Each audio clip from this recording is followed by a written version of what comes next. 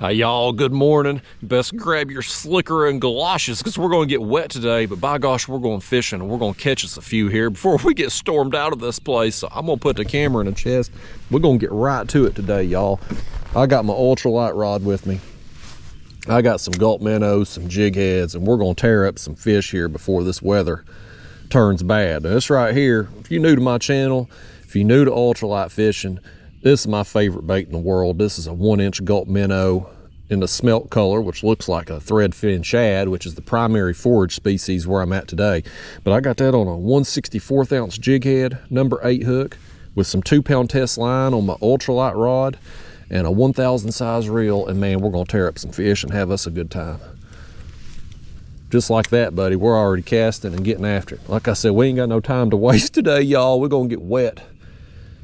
But I got up this morning and I said, you know what, there looks like a window of time here first thing where if we do get wet, it's not going to be a total washout. So I said, I'm going to chance it. I'm going to get over here and we're going to try to catch us a few this morning, y'all. So I'm going to leave this camera going. We're going raw and uncut, unedited today. Y'all going to see every cast, every fish caught, every raindrop that hits my poor little head today. You're gonna see it. I don't know how it is that we're going fishing in the rain and ain't but one of us gonna get wet, but that's just how it is. Oh, well, I had one hit me just then too. Second cast, we already had the first hit. I'm gonna take a section of shoreline today. I'm on Melton Hill Reservoir. Get rid of these flip-flops too, boy, they're gonna be in my way. We finally got some weather here allow me to bust out the old flip-flops, but we're going to take a section of shoreline here on Melton Hill Reservoir and we're just going to roll with it, man. We're going to run down through here, throwing it down trees, this bluff wall that's up here in front of us. Anything we see, we're throwing at it. We catch a fish there, hell, we'll make another cast. This fella over here at the ramp, that's another reason why we're fishing here, is we can fish close to the car. So if a storm rolls up on us, I can take cover real quick.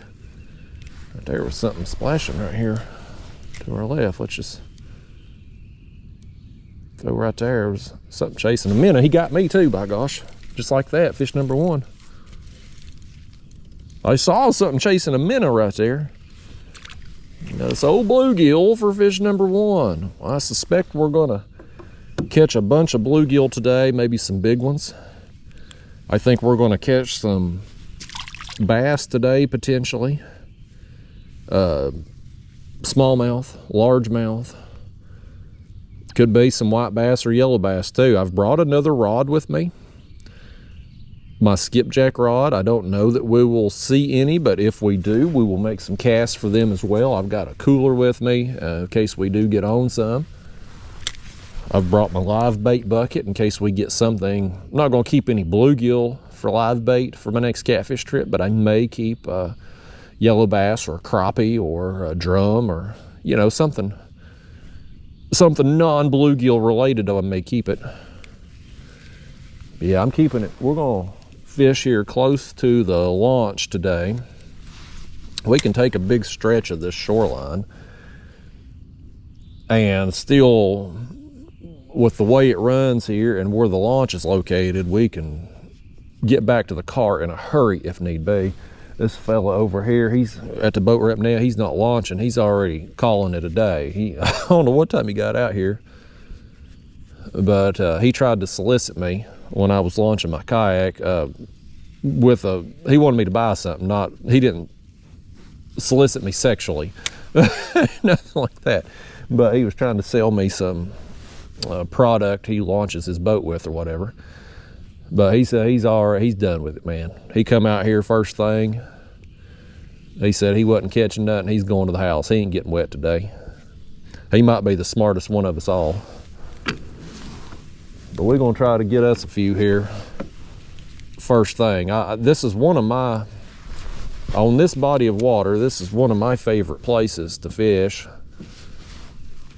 Just from 1, convenience, it's fairly close to my house. 2, a lack of boat traffic. Don't really have a lot of people up here usually, and I don't suspect today. I was honestly surprised when I got here and saw a vehicle in the parking lot, because with the rain coming today, I thought we'll have this place completely to ourselves.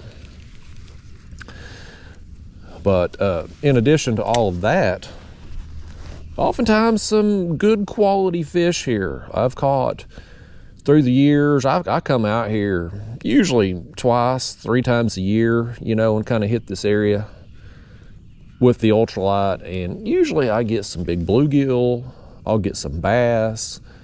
Like, it's a productive area here along this cliff wall and on down this shoreline here. So we're gonna have us some fun today, y'all. We're gonna catch some fish, get a variety.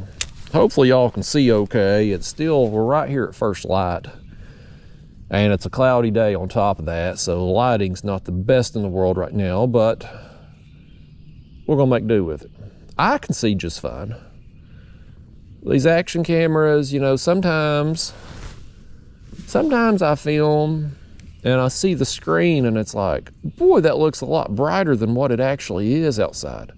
And other times I'm like, boy, I see pretty good, and yet the screen's kind of dark. So I don't really know how those cameras determine when or how they're going to turn on their low light capability features. Above my pay grade to know all that engineering stuff. But I just know right now, a little bit of a low light period. It's a warm morning, it's humid as all get out. I went ahead and put my rain jacket on when I got out the car, because I know it's coming. I'm gonna be hot here for a little while until it starts raining, but I've done the future thing on the radar on the weather app, and we're covered up here in the next couple hours, so I don't mind a little light shower, especially if we're getting bit. But we got some storms coming after that and some heavier downpours, so we'll be off something's right up against that rock wall back there. I'm gonna let this jig sink down a little further. This 1/64 ounce size, it sinks very slow. Now this time of year, you start having a lot of fish that are higher up in the water column, especially on these bluff wall type areas. I mean, like right here, this is a straight drop off this wall. Kayak, I don't have my graphs in the front hatch. I don't have it on, but we're probably setting 20 feet deep here or more where we're at, just this distance away from this rock wall. But you get oftentimes to get a lot of fish that'll be up in the water column next to that wall, and we're gonna try to get a few of them. I may have to let that jig sink down a little bit more. We'll eventually stumble across some stuff down through here though, and I've said it 5 million times, but I'll keep saying it. Everything's fun to catch on an ultralight, and I was in the mood today to do some ultralight fishing. I woke up, and I'd already looked at the weather report, of course, and I don't have any catfish bait today. So today was either going to be a situation, one of two things was going to happen. Either I was taking a construction worker holiday, which you know how it is, them construction workers, the road crews, if it's pouring down rain, they don't work. So I was either going to have me one of those days where it's just, I get up this morning and the rain's moved in early and I'm just going to go back to bed, or I was going to have to either ultralight fish, carp fish, or make a bait run. And I woke up in the mood to catch some fish today, and so I looked at radar. I was like, man, I got a little window here. I got a window of time, so let's roll with it. So we rolling. That other fat boy, he's done gone, buddy. He's done loaded his boat and got the heck out. I guess with him, if they ain't biting in the first 20 minutes on the water, he says heck with it. That's probably the way to live. If you know in 20 minutes they ain't gonna bite that day, just don't waste your time. He is trying to sell me something though. Hell, I done forgot the name of the thing. Some kind of boat retriever. There's a fish. Tighten that drag a little bit there. Come up here, bluegill. Come up here. Lord, where are we? We're 10 minutes in the video, ain't got but 2 fish. What the heck, bluegill? You're making me look bad. I brought a measuring board today in case we get some better quality fish. That in there ain't gonna be worth putting on. I got a net too in case we get something exotic. What did I hook out here last year? I remember I was fishing this spot last year and I hooked something big. I think it was a big drum, maybe. It was several pounds. There was one ultralight trip on Melton Hill last year. There's another bluegill. That's a little better one. One, I think I hooked a big drum. One, I hooked a buffalo. And my memory's a little bit shoddy. I can't remember where I was at when I hooked each of them, but they were well above my ultralight capabilities. And when that happens, buddy, it's a fun time because this ultralight, man, you just gotta take your time with them big fish, you know. And I'll play, oh hell, y'all. Hang on, you done got hung. Why'd you throw up there? We're trying to hit the water down here. How far you done thrown up there in the damn bushes? We're gonna break that off. Dadgummit. Look what yous have done first thing. Why'd you do that for? I told you not to throw up there. Good news is we got some good news here. Okay, some, not much. We've got a little bit of good news. I've made a purchase. It's gonna make life slightly easier on us. So I had to go to Walmart the other day, and my regular viewers of these unedited, raw, and uncut videos, I have gone on some rants about Walmart and how bad I hate pretty much everything about Walmart. I hate, and I've basically eliminated them from my life, with the exception of a few items. And I had to go in there the other day to get some of those items. And while I was there, I make me what I've been doing, because y'all know I can't half remember anything. So I make me a list. When something pops up that I need from Walmart, in my mind, I mark it down on a list on my phone. That way, when I do eventually make my once a month journey into hell, aka Walmart, I get everything on that list and I don't have to go back. Well, recently I come to the realization that I needed me a little small pair of scissors for tying on these jigs and snipping my line here and stuff. The last ultralight trip, I was having to use my teeth to bite it off because my pliers had got so dull I couldn't cut it with my pliers anymore. And so I remembered, thanks to that list, to get me a small pair of scissors. And these things were on clearance. But would you believe they were still $4 and something? What the hell's the world come to when you gotta spend $4 on a small pair of scissors? That should have been 99 cents. And had I gone to the Dollar Tree or something, I probably could have got them for 99 cents. But you talk about, as bad as I hate Walmart, going to the dollar store is even worse.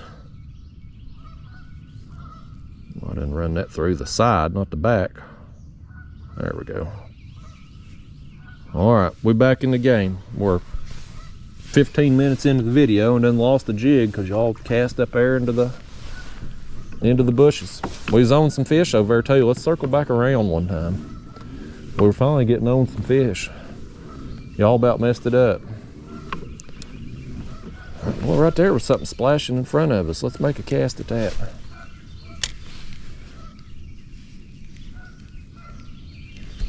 I mean, we may, I've caught skipjack here before. I've caught white bass here before. Oh, that was skipjack. I saw him right there. Did you see that? I saw his side. Oh, we got him. We got him. We got him. I told you I saw his side when he come up that time. He's gonna make a run, buddy. These skipjack, man, you can get a skipjack on an ultralight, that's a good time. He's gonna come up flying up in the air here in a second. Y'all watch him. Oh, and he spit it. Dadgummit. Well, I tell you what, buddy. Hey, we got skipjack around here. Let me get my other rod. I brought it just in case. Didn't think we would see any skippies here, but I did bring another rod. Let's just make a few casts with it. This is, again, if you're new to my channel or new to these type of videos, I have a couple larger jig heads. These are 1/8 ounce size, crappie magnet plastics, white and chartreuse color. A little bit heavier action rod. This is a medium heavy rod. It's a bass rod.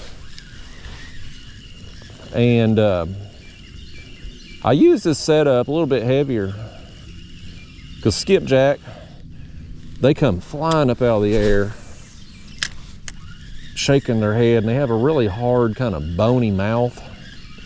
And sometimes you're using these lighter hooks, especially if you're using an ultralight, and you can't set the hook real hard, you just won't get a good hook set and they'll spit it.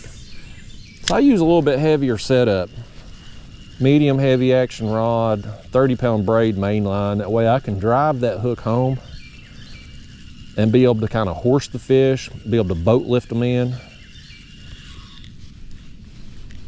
We will, I got my cooler with me, folks. So we get on some skipjack, we will keep them. We sure will.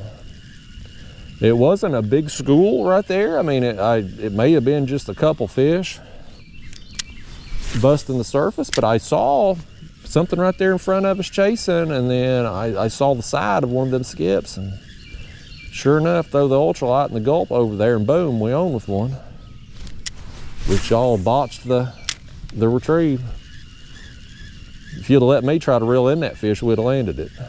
I gave the rod over to you, and well, that's what I get. Definitely wouldn't be me losing a fish like that. I've never lost a fish before. Never in my life. I don't see any more now. The skipjack are always on the move, man. They're here one second and gone the next. So sometimes you get on a big school and they'll be feeding in an area and you can sit there and just cast and wear them out. But other times it's here one second and gone the next, and so we'll just keep this rod handy. We'll keep it here behind us and keep everything ready to roll with it. And if we see them pop up again, we'll bust it out and get after them, man. I'm probably not going to get to fish for catfish again for couple days. I'm filming this on a Friday, and of course y'all know I absolutely hate fishing the weekends for catfish because of the boat traffic. But tomorrow the weather is questionable, so I maybe could, if we had some bait, if we had a cooler full of fresh bait, you might could talk me into going catfishing tomorrow just because of the weather. I know that there'll be less boat traffic out tomorrow. Now Sunday I'm probably going to go carp fishing. I've been on some good carp fishing lately. I've busted 2 mirror carp and just been getting some good quality fish. Getting a lot of fish, and so I've been in the mood for that too. And that's kind of become my weekend thing, I guess you could say, because I can go back in places and hide from boat traffic. Even the places I'm catching carp, even bass fishermen can't get to me. So I could be persuaded to going out and doing that on the weekend. But tomorrow, man, if we got some skips today, you might twist my arm into going tomorrow. But I'm gonna need a few. I ain't going out there with just one or something, so we're gonna need a few. If we do catch if we end up getting some skips, maybe 2 or 3 or something, I'll just stick them in the cooler and we'll use them. I'm gonna probably catfish Monday and Tuesday for sure, weather permitting. I think Monday and Tuesday's looking pretty good right now. Weather changes, hell, you know how it is. You can't trust the weather report for nothing. I've gotten to the point now, I wake up in the morning, here's a fish. I wake up and I just look at radar. I don't even look that far ahead on the weather because it's gonna change or be wrong either way. So I get up, I look at radar like I did this morning, and like I knew it was gonna rain today based on the reports, but as far as the timing of it, I'm like, if it's raining when I get up, we'll have a construction worker day. If I can get out here, if I got a little window of time, we'll see what we can do maybe. And thankfully, so far so good. Getting some fish here. I just love doing this, man. I love the ultralight. It's just it's a fun way to catch fish, and I like the constant, you know, I don't like casting all that much for fish. Like you take bass fishing, for instance. Let's say I'm in a bass tournament and I gotta go out for 8 hours and just cast lures. I gotta be in the mood for that, you know. Like I'm gonna fish 2 or 3 bass tournaments a year maybe. Like I'm not gonna be one of these bass guys that's just out there all the time, because I got to be in the right state of mind for it. But when it comes to ultralight fishing, like I can come out here and make casts every single day because I know just every few casts I'm going to get something. I'm going to get a bite, a peck. I'm going to get 5 fish in a row, you know, in 5 casts. Like you just get so much action throwing the small lures on small and light line. So I don't even think about it. But like if I'm throwing a big bass lure, if I'm out there chunking a spinnerbait and I know 8 hours, I'm gonna hopefully get 5-6 bites, maybe an active day, get a few more than that. Like I gotta be in a mindset for it. You know, my bass fishing friends, they're kind of the exact opposite in that. Like, I think they're almost just kind of just rhythmic with it. Like they're just go into it's almost like sometimes you hear these people that like to jog, or like Anchorman famously said, this thing called yogging. Or these people just run. But like, you know, they run and the whole time they're just processing stuff in their mind. They're just thinking. I think bass fishermen can be like that too. Like they're just making cast after cast after cast, and they're doing something physically, but it allows them to just kind of mentally go to a different place. And so the handful of bass fishing friends that I have, the once a year they want to go out catfishing or something, and they come out with me, and you know, we drop baits down and just sit there and wait. They're bored out of their mind. They're like, Justin, this is so boring. We're just sitting here. We're not doing anything. We're not getting bit. And it's like, well, when you go bass fishing and you're in a 8-hour tournament and you're making all them casts, like you're doing something, but they're oftentimes going long stretches without getting bit. Like that doesn't change necessarily species to species. A bass fisherman may go 4 or 5 hours without getting a bite too. Difference is they're sitting there making 100 casts an hour. Whereas catfishing, we set our baits down, and well, if we don't get bit in an hour, well, I might have shifted butt cheeks a couple times, you know. I'm just not really doing anything. But I just, you know, for me, it's just a personal preference. Like, they can get out there and cast all day and be content with not catching fish. Me, if I'm gonna cast all day, I better be catching something. And with this ultralight fishing, like, I know I'm gonna get some bites. I'm gonna get bites frequently as it starts to rain already. Where we at here? Lord, we're only 20-something minutes in, it's already raining. I thought we was gonna have a little more time than this. It's just a light sprinkle right now, but like I said, I got my rain jacket on. I got my rain pants under the seat. I didn't want to go full on rain suit here because it is a humid day with all this rain coming in, so I didn't want to be in a sweat box out here. I didn't want to be in a sauna first thing in the morning. But I also don't want to be drenched either, so we'll throw them rain pants on if it starts getting. This right here ain't bad. If it just stays like this for 2 or 3 hours, we're good. I ain't dealing with no lightning though. We're supposed to have some storms come through. They're gonna be intense at times, allegedly. That's the weatherman, not me. The difference between me and the weatherman is I'm smart enough to know I can't predict the weather. I think the weatherman, more than anything, the weatherman ain't so much predicting the weather. They're just preying on human behavior. Because humans want to believe stuff. Like, we want, it's just natural, a natural thing.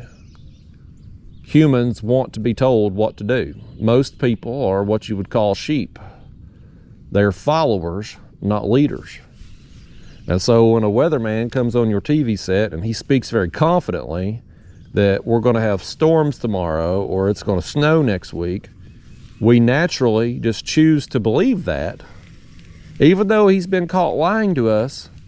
And the weather women too, they ain't no better at it.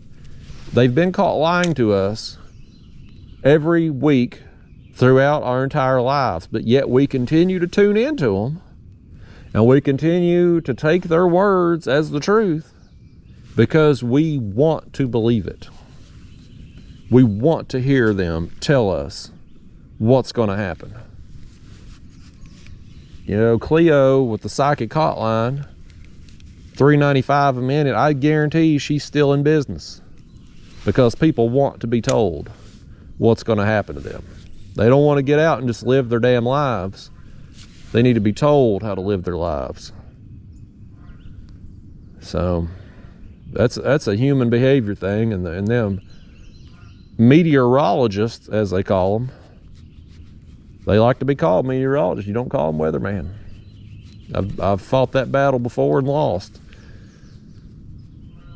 But they have learned how to prey on humans.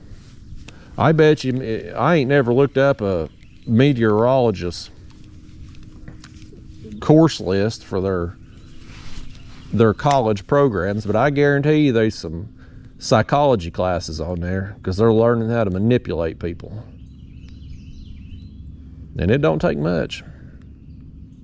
I guarantee you, I mean, it's literally, it's raining out here right now. You can see little sprinkle drops hitting the water. But if I told you people with me, and you're watching this video right now, if I told you in 30 minutes the sun was going to come out and we were going to have a bright sunny day, and I said it with confidence, I bet you I could get a handful of you to believe it. Even though you're visually witnessing it sprinkling right now and clouds in the sky, I bet you I could convince a few of you if I just said it with confidence. And I put up a screen of a Doppler radar showing this rain moving out or something. I guarantee you I could. But I try not to be a liar like these weathermen are. They've got no conscience, none of them. They send me out there. I can't tell you how many times I've been caught out in the water in a daggone monsoon or had storms pop up on me, all because they lied to me, and they don't feel a bit bad about it. A weatherman never loses sleep unless he's up all night getting his TV time, because you know, when we have a storm come through where the wind blows more than 10 miles an hour, they elevate our weather risk. We go from green to yellow, and so therefore they're cutting in live weather updates. And they get to be up all night preying on people's emotions. Oh boy, I had one hit me when I was reeling it in. I need to look up and see how much a weatherman gets paid. That's one thing I've never looked up, is like how much them people make to lie to everybody. I would assume it's pretty good. I mean, I imagine them TV jobs pay pretty well. We had that one weatherman. I won't say his name because, you know, I don't want to defame anybody. Here we go. He was a big deal when I was a kid. I remember he come to elementary school and was talking to us as a kid, you know, just lying to our faces. It's bad enough they lie to adults, they lie to children too. And he was in there, and you know, he was a big deal. He was on TV around here locally for a long time. He's either retired or dead by now. But I remember years ago, his wife got busted for shoplifting. And it was a news story on the news where he was working. His wife got busted for shoplifting, and I thought, well, I remember thinking at the time, I was like, well, maybe them weathermen don't get paid all that much if the wife's got to go steal her makeup from Walmart or whatever. Now, I don't know what she had got caught stealing or where at. I don't remember, but I was like, well, maybe they don't. But I never researched it anymore. I never looked up how much they make.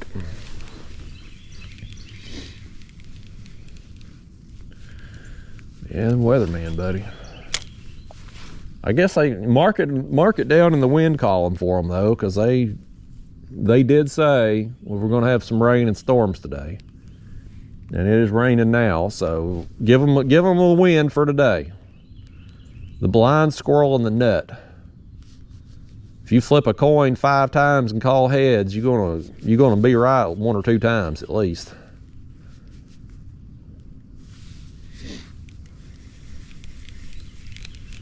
That's just probability and statistics right there.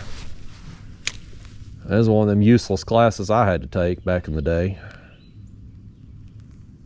Fortunately, a statistics class, I was able to do, I don't remember exactly what my project was, but I was able to do it on baseball. Because baseball, I mean, it's all stats. Oh boy, there we go. He thumped it, man. I felt kabonk. Speaking of baseball, I got to get me a new hat, y'all. This is going to be a better fish right here. I think it's going to be a bluegill, but he's going to be a bigger one. That's a better one right there. Maybe the biggest bluegill of the morning so far. I got on my last ultralight trip. I got on some big bluegill.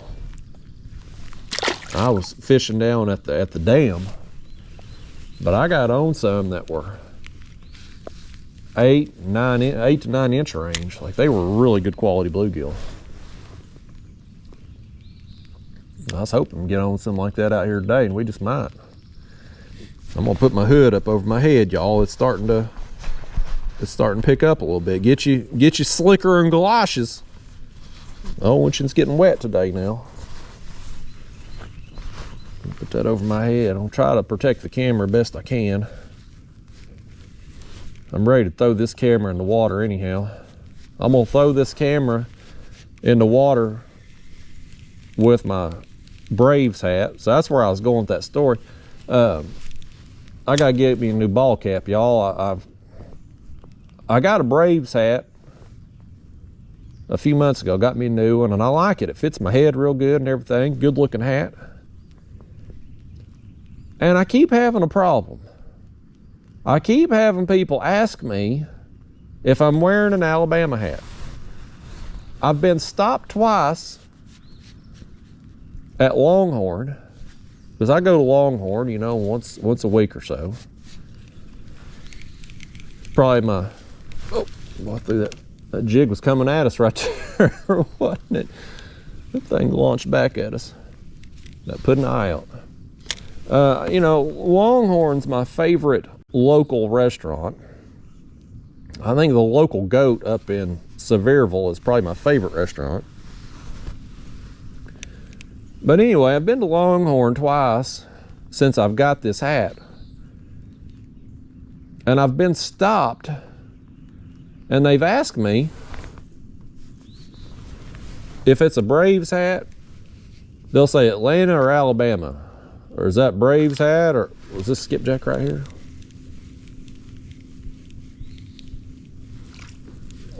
Boy, we got something jumping right here. Let's just make a few casts and keep it near the surface. Something was jumping right there. I don't know what. May have just been a shad getting chased, or it could have been skipjack. On now. But anyway, you know, there's people out there in this world that can't tell the difference between the Atlanta Braves A and the Alabama football A. The Alabama football, their hats have that thing on the top of the A, like it looks like a, I mean, I call it basically a mullet, because, you know, all them Alabama people got mullets and all. Mullet and 3 teeth in their head. But no, I would never wear an Alabama hat. We hate Alabama football, everything about them in here in Tennessee. But when you get these people that don't know the difference between a Braves hat and an Alabama hat, if I walk into a restaurant and I'm wearing my Braves hat, which is perfectly acceptable to wear here in the South, whether you're in Tennessee, Alabama, Georgia, like, we all back the Braves. But if I wear that hat in a restaurant and somebody thinks I'm wearing an Alabama hat, they're going to spit in my food. And I don't want that. You know what I mean? Like, I don't want my food spit in over a case of mistaken hats. So, it happened again. You know, it's happened twice at Longhorn. And I wore that hat in a, I can't remember if it was one of my channel members' videos. I do some extra videos for my channel members, give them some behind the scenes, real life stuff, you know, around my house, show them my garden and whatnot. I can't remember if it was on one of those videos or if it was on a video I had made about our upcoming tournament. Either way, I made a recent video where I wore that Braves hat on the video, and I'll be damned if one of the comments didn't ask me if that was an Alabama hat. And I was like, you know what? This is a nice hat. It fits my head good. I just got it here a few months ago. I'm gonna have to get me a new one though. Like, I'm gonna have to get me a different hat.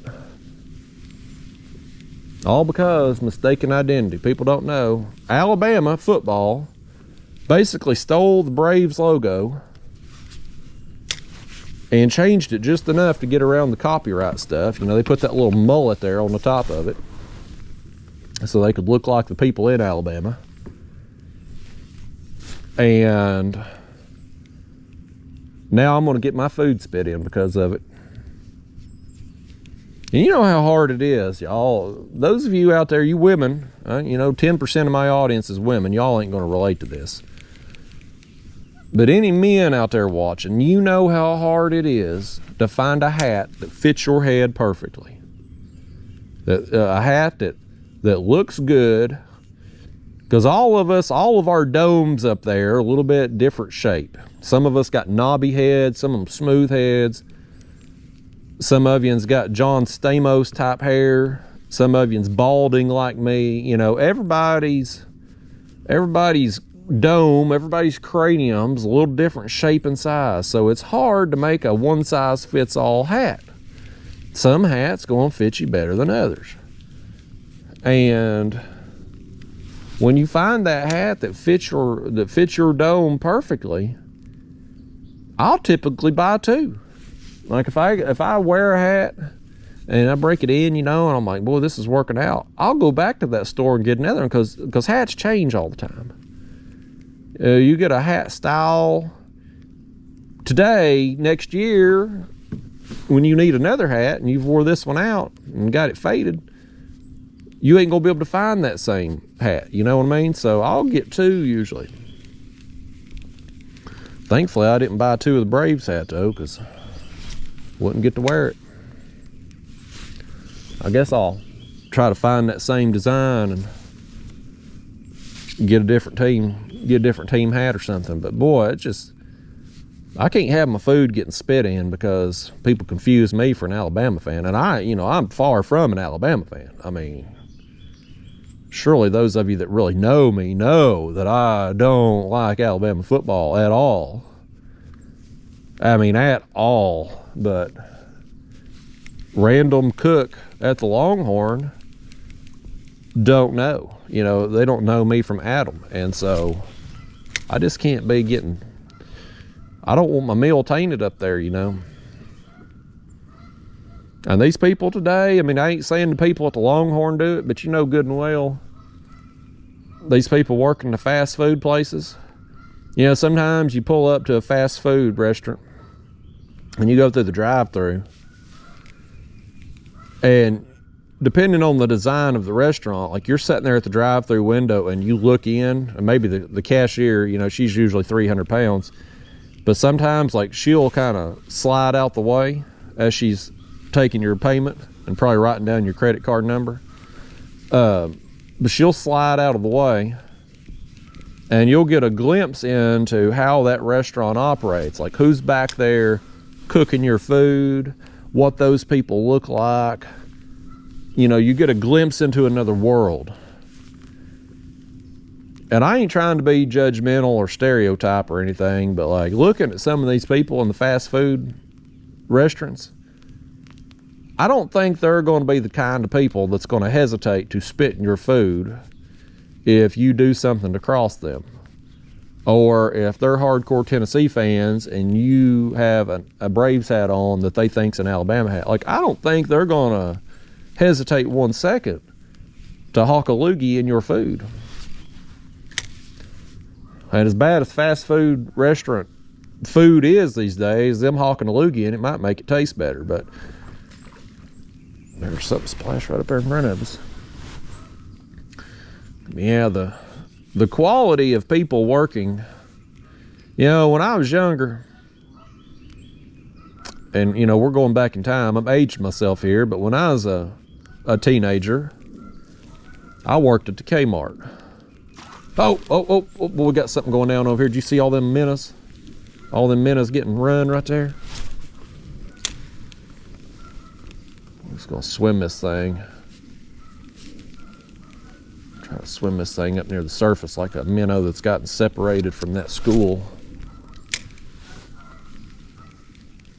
Something's running them.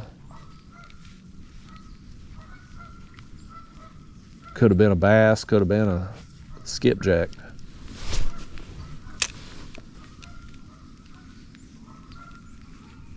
Yeah, gone now though. But anyway, back when I was a teenager, and this was, there's another big splash. Is that a carp that just come up right there? We've had two fish come up and roll right. Whatever was by the rock wall was chasing bait, but whatever's out here has been like rolling fish. That's either got to be carp or buffalo. But you know, we're talking late 90s here. When I was a teenager, my first job, I worked at Kmart when I was 16, cashier, making $5.20 an hour. Minimum wage then was $5.15, so I thought I was rich because I got that extra nickel an hour. I can remember going in on holidays like Memorial Day and 4th of July and working opening to close because you got time and a half, and just leaving there thinking I was rich because I'd made $7 an hour that day, you know, just load. Of course, back then money went farther, you know. When I was 16, sometimes my mama would give me a $20 bill and I could go fill my car or my gas tank up and go get me an extra value meal from McDonald's and have money left over. You know, money went farther back then. But anyway, you know, I was a teenager. I got a job there at Kmart. But a lot of my friends and stuff, something was going right here beside us on the left. Something's over there chasing minnows again.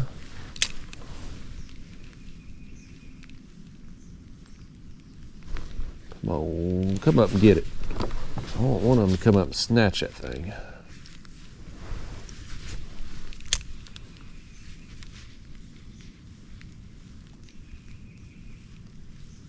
Nothing.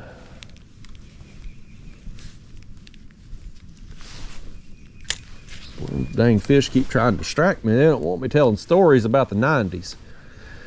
But, you know, a lot of my friends, they would get fast food jobs. And, you know, my friends back in the... Oh, Lord, you done got hung again. Boy, between the fish chasing shad and the snags, nobody wants us telling a story. Nobody. I ain't got none of them little plug knocker things. I lost it in the last trip and I forgot to put any more in here, which I don't know that they're the best value anyway. You lose a plug knocker, you gotta lose a lot of jigs to make up for the cost of the plug knocker. There it comes. And I lost the plug knocker there on the last ultralight trip, so I don't know if they're the best value. I'm gonna get through these dang stories, man. These dang fish and snags now. We're taking a trip back to the 90s today, y'all. We're going retro, vintage. Hard to believe 90s is vintage now, but that's where we're at. We're all getting older. But a lot of my friends and stuff work fast food, and they weren't the best of people, but they weren't going to be the type that was going to spit in your food or be smoking dope back there, or, you know, stealing. God almighty, we done got in that tree over there too. Got it back. Yeah, they wasn't going to be stealing your credit card number.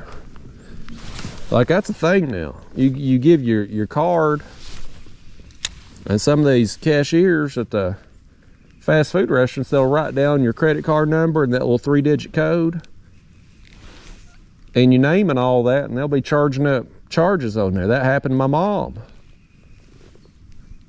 Sure enough, it sure did. Strike me down if I'm lying to you. That happened to her a few years ago. The cashier there got her credit card, you know, to ring up her meal, and next thing you know, she's getting all these charges on there. So, yeah. But anyway, oh, God almighty, I done it again. Let's go over this branch here this way. Y'all just won't quit casting over these trees today. I don't know what's wrong with you today. It's too early for you, I guess. You can't make a cast. We're hanging on one leaf. Can we get it off there? Be nice if a fish would come up there and snatch it. All right, we got it back. Crisis averted. But, you know, this is a different culture nowadays. These fast food restaurants, first off, they can't get anybody to work. Nobody wants to do it. And the people they do get, you know, I guess because it's so hard for them to find anybody to work. This helicopter man flies over. I guess because it's so hard for them to get people to even fill out an application, they're clearly not running drug tests at these places anymore, because I guarantee you, when you see them out there, when you pull up to place your order at the drive-thru and you see them out back by the dumpster smoking dope, look, well, it's pretty obvious they ain't had to pass no drug test. You know what I mean? So it's just, and they're in there cooking you food. And I find that to be a bit concerning. You know, it's a, and I almost hate to say this, because you don't want to give nobody ideas or anything, but I'm sure I'm not the first person to think of this, so. And I may get dinged for even talking about this on a video. Maybe I shouldn't. Well, I've done went too far with it now. I can't stop. But I really shouldn't be talking about this. But here's a irrational but maybe rational fear of mine. And I don't worry about it so much at a classy establishment like a Longhorn. But a place like you know, if you go to Crystal's, if you go to McDonald's or Wendy's or Arby's, and I ain't calling out any individual location, but you know, I'm just saying a random fast food restaurant with dope heads cooking you meal and stuff, you know, they're on drugs, they got problems, you know, they're not necessarily in the best state of mind. What if something got put in your food, either accidentally or intentionally?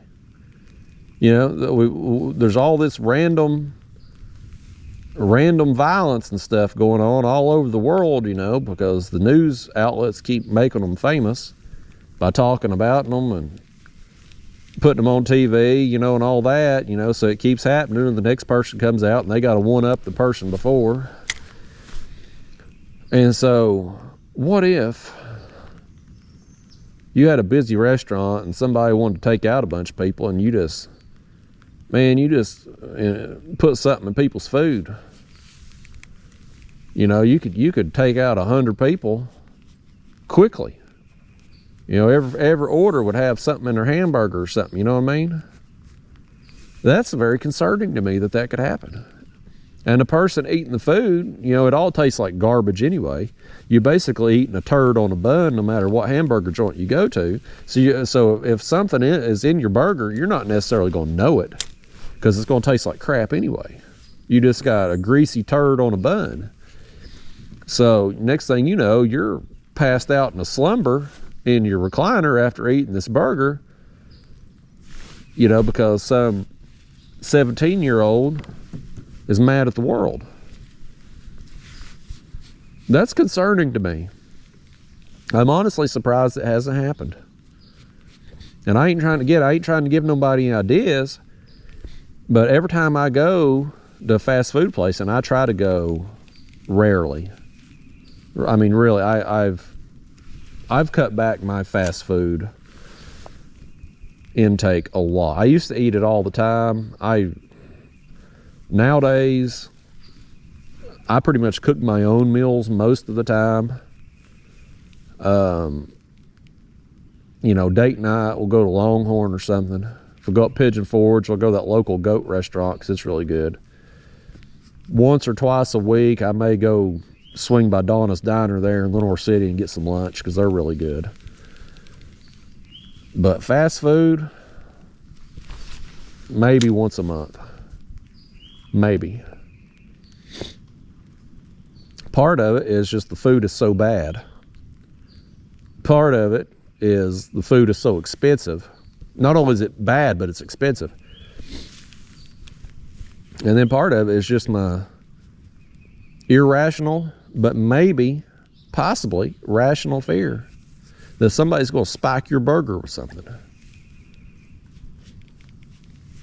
And if that happens, somebody hawking a loogie in your burger is going to be the least of your concerns. What's going on behind me? Somebody must be at the park up there. I heard their voices traveling. If my voice is echoing off these rocks, I'm giving them ideas up there on what to do. Now, I hope I ain't giving nobody ideas, but I have to believe other people have thought of that.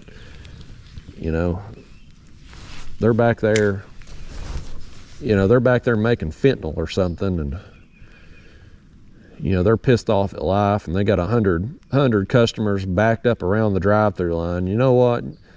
So-and-so gave me a bad attitude in the drive-through line. I'll show them, and I'll show everybody behind them, And that kind of thing could happen.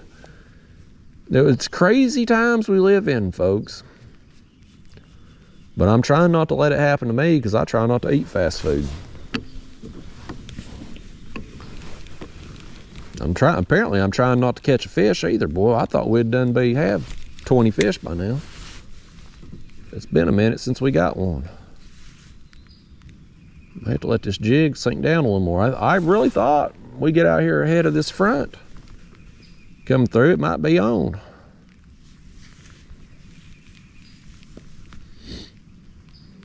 Yeah, you didn't have to worry about that at all in the 90s, though.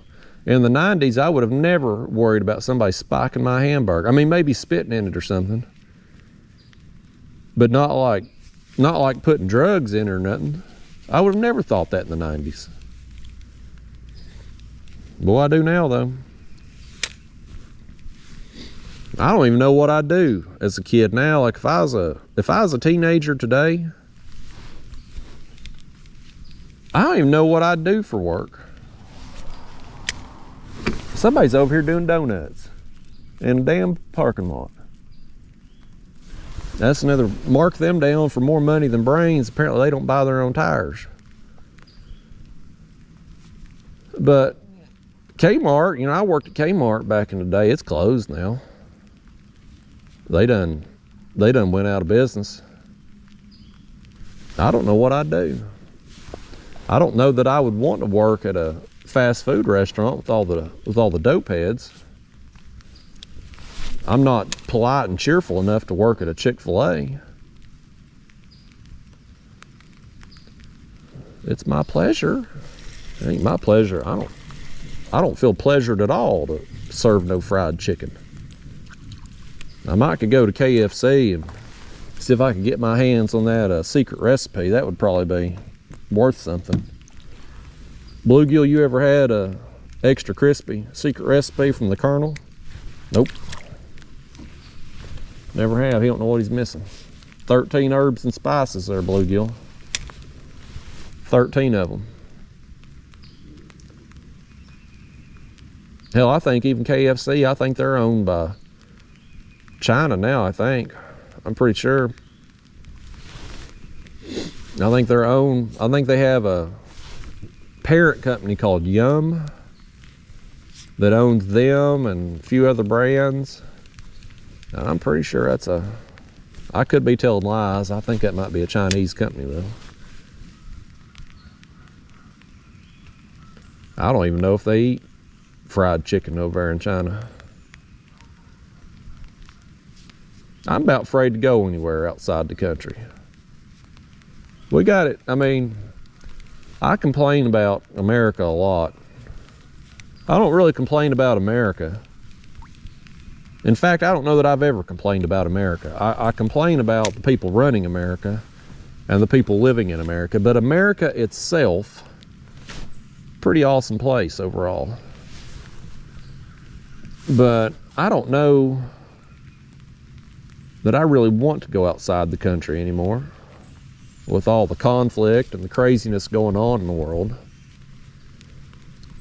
I don't really have a desire to. I got everything I need right here.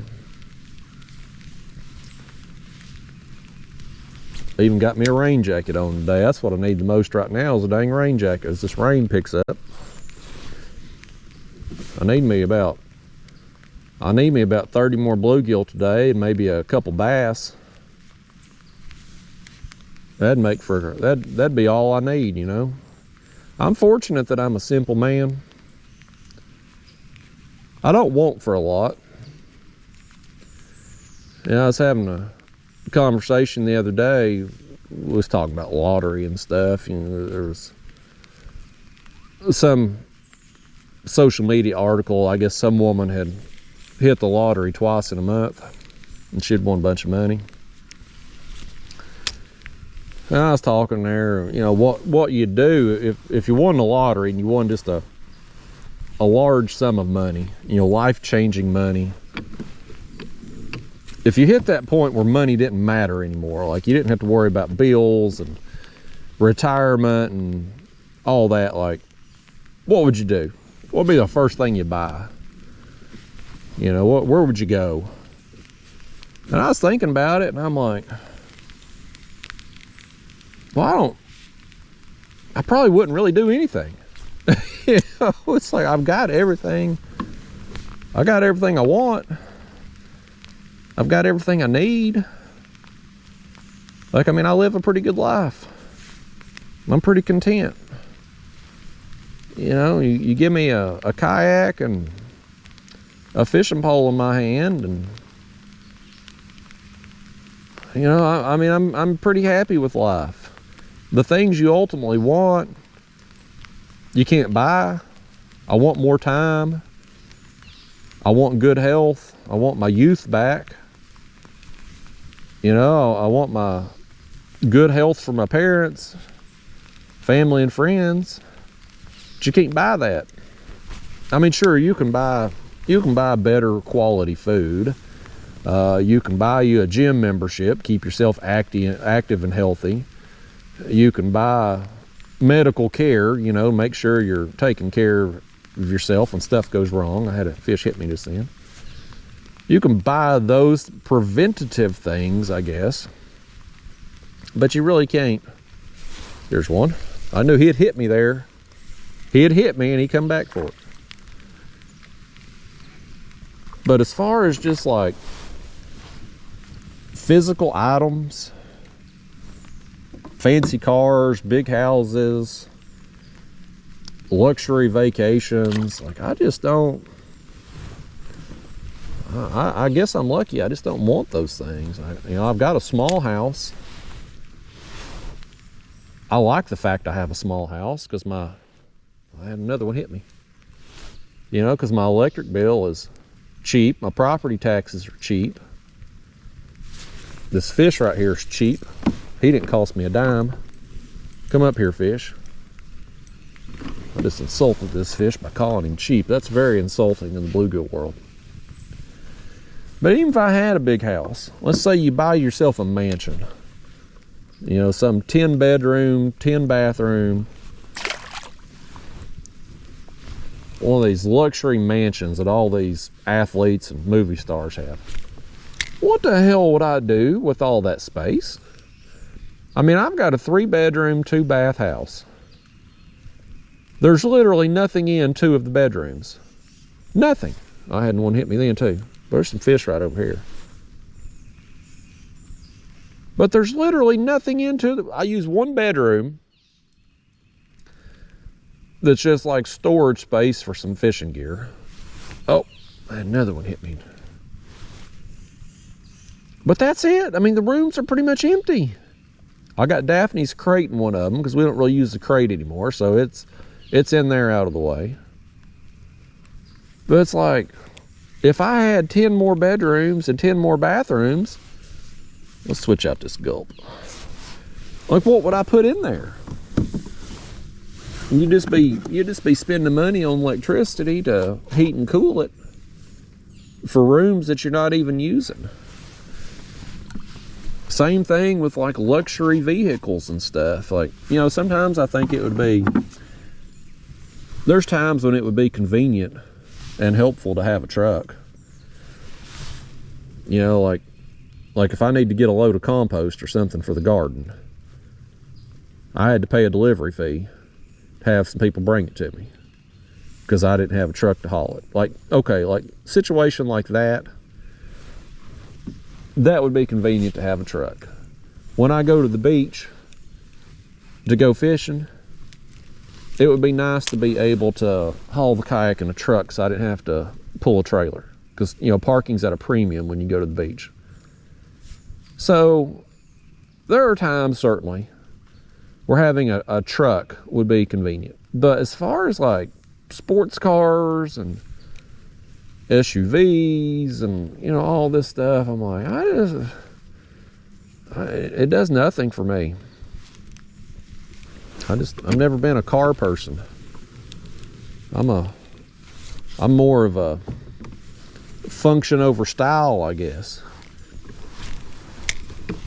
So there's really nothing, I guess what I'm getting at, there's really nothing that having a bunch of money would really change my life. I mean, other than just security, you know, knowing if I have a medical crisis or an emergency, I'd be okay. But beyond security, like, I wouldn't go out and buy anything. There's nothing I want. Which I guess is a good thing. I guess it's better to have everything you want and not really want anything than to not have nothing and want everything. Hopefully I can lose this hood again. We're gonna be on and off with the hood all morning out here as this rain kind of... If y'all got water on the lens by chance, let me look at you.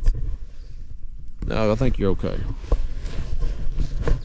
This old camera here. I'm sick of this GoPro, man. I fished yesterday. I went down there and fished on Chickamauga, catfishing with Daniel and Ryan. That should have been my last video there for my regular viewers. And I had all kinds of camera problems yesterday. We ain't gonna have no problems out here today because it's not as hot and it's not sunny. So we shouldn't have any overheating issues today. But yesterday was like 75. I mean, it was warm, but not miserable. Hot, but just warm, but it was sunny. And the GoPro just kept overheating. And it's like, what a nuisance. My other camera, my DJI camera, it does overheat too, but it don't stop recording because it overheats. When it overheats, you lose the ability to access the screen, but it'll still record. But I broke it. I broke the USB port thing off of it. So I've sent it off for repair. And so I've had to go back to using the GoPro. And the GoPro, I've mentioned before, has better video quality. Like, oh, that's a carp right there. That's a carp. He just come up and ate off the surface right there. The DJI doesn't have as good a video quality, and the app isn't as good, and you can't get as good a quality photos off of the footage if you do like a screenshot. But you know what DJI does? It just works. You know, when I turn it on, it just functions. And I can't count on GoPro to do that. And when I get in a situation like yesterday, where it's just overheating, and it gets really annoying. And it takes away from what I'm doing. It takes away from, well, it obviously takes away from the video. And it takes away from my enjoyment on the day as a whole, because I'm dealing with technology that don't work, which really annoys me for some reason. Like, it annoys me at an unhealthy level. But I'm hoping we'll get that DJI camera back soon, get it fixed. It should be a warranty thing, I hope. I hope I'm not gonna get stuck with the bill. They had given me that camera, DJI did, last fall. And so I don't know if I get a warranty with that or not. Either way, I did. When I was headed back yesterday to the launch, we had a long run from where we launched at to where we fished at. I went ahead and just ordered me another DJI camera. I thought about reaching back out to DJI, but I really don't want to work with them, because they were just, I won't go on about that. but I do like their products and all, so I just ordered me another one. That way I'm gonna have a backup in the future and not have to deal with, because when I'm doing these unedited videos, obviously the camera's got to keep going for 3-4 hours, however the hell long I fish. And GoPros just don't want to run that long without overheating. Now, if you got a day like today where it's cloudy and it's not miserable hot, GoPros will function. There's a fish. They'll function just fine on a day like today. But if you get a really hot day, if it's 80+ degrees outside, or if you're on a sunny day, you can forget about GoPro, man. They're going to overheat quickly. I mean, very quickly. And there's things you can do to help it. Like you can show this bluegill the camera there and make his day. But like one thing you can do, you can take the battery out of a GoPro and plug an external battery pack in. And that will help with the overheating, because that battery is what, it gets hot and it swells in there, and you've got no room for that heat to dissipate. But if you take that battery out and just plug in your battery pack cord, well, it'll go longer without overheating. But here's the problem with that, and here's what happened to me yesterday. I got a big fish on, and I go to set the camera up on the front camera mount. I hit the cord on the mount as I was putting it up there, popped the cord free. Well, guess what? You got no battery in the actual camera. So when that cord comes free, well, you just cut the video off. And of course, you know, you didn't hit the stop button. You just basically pulled out the battery essentially. So I lost part of the footage. Like it repaired the file, but it lost part of the footage because of that. And it's like, you know, what a nuisance. Shouldn't have to deal with. So the good things about GoPro, the better video quality, the better quality photos you can get from screenshots, just the fact that their app works better. Those things to me, with doing these unedited videos, they're just, the benefits aren't worth the trade-off. Like, I would rather have slightly less better video quality and not be able to get the good screen grabs with the DJI, but not deal with the overheating and just the glitches that you get with GoPro. So I just went ahead and I ordered me a second DJI camera. So hopefully they'll repair the original. My other DJI camera, I think it's going to be here today, actually. You know, who knows? Amazon used to have like 1 and 2 day shipping if you were a Prime member, but that's kind of went by the wayside. But it is supposed to be here today. So hopefully next video we'll be back to not having to worry about it.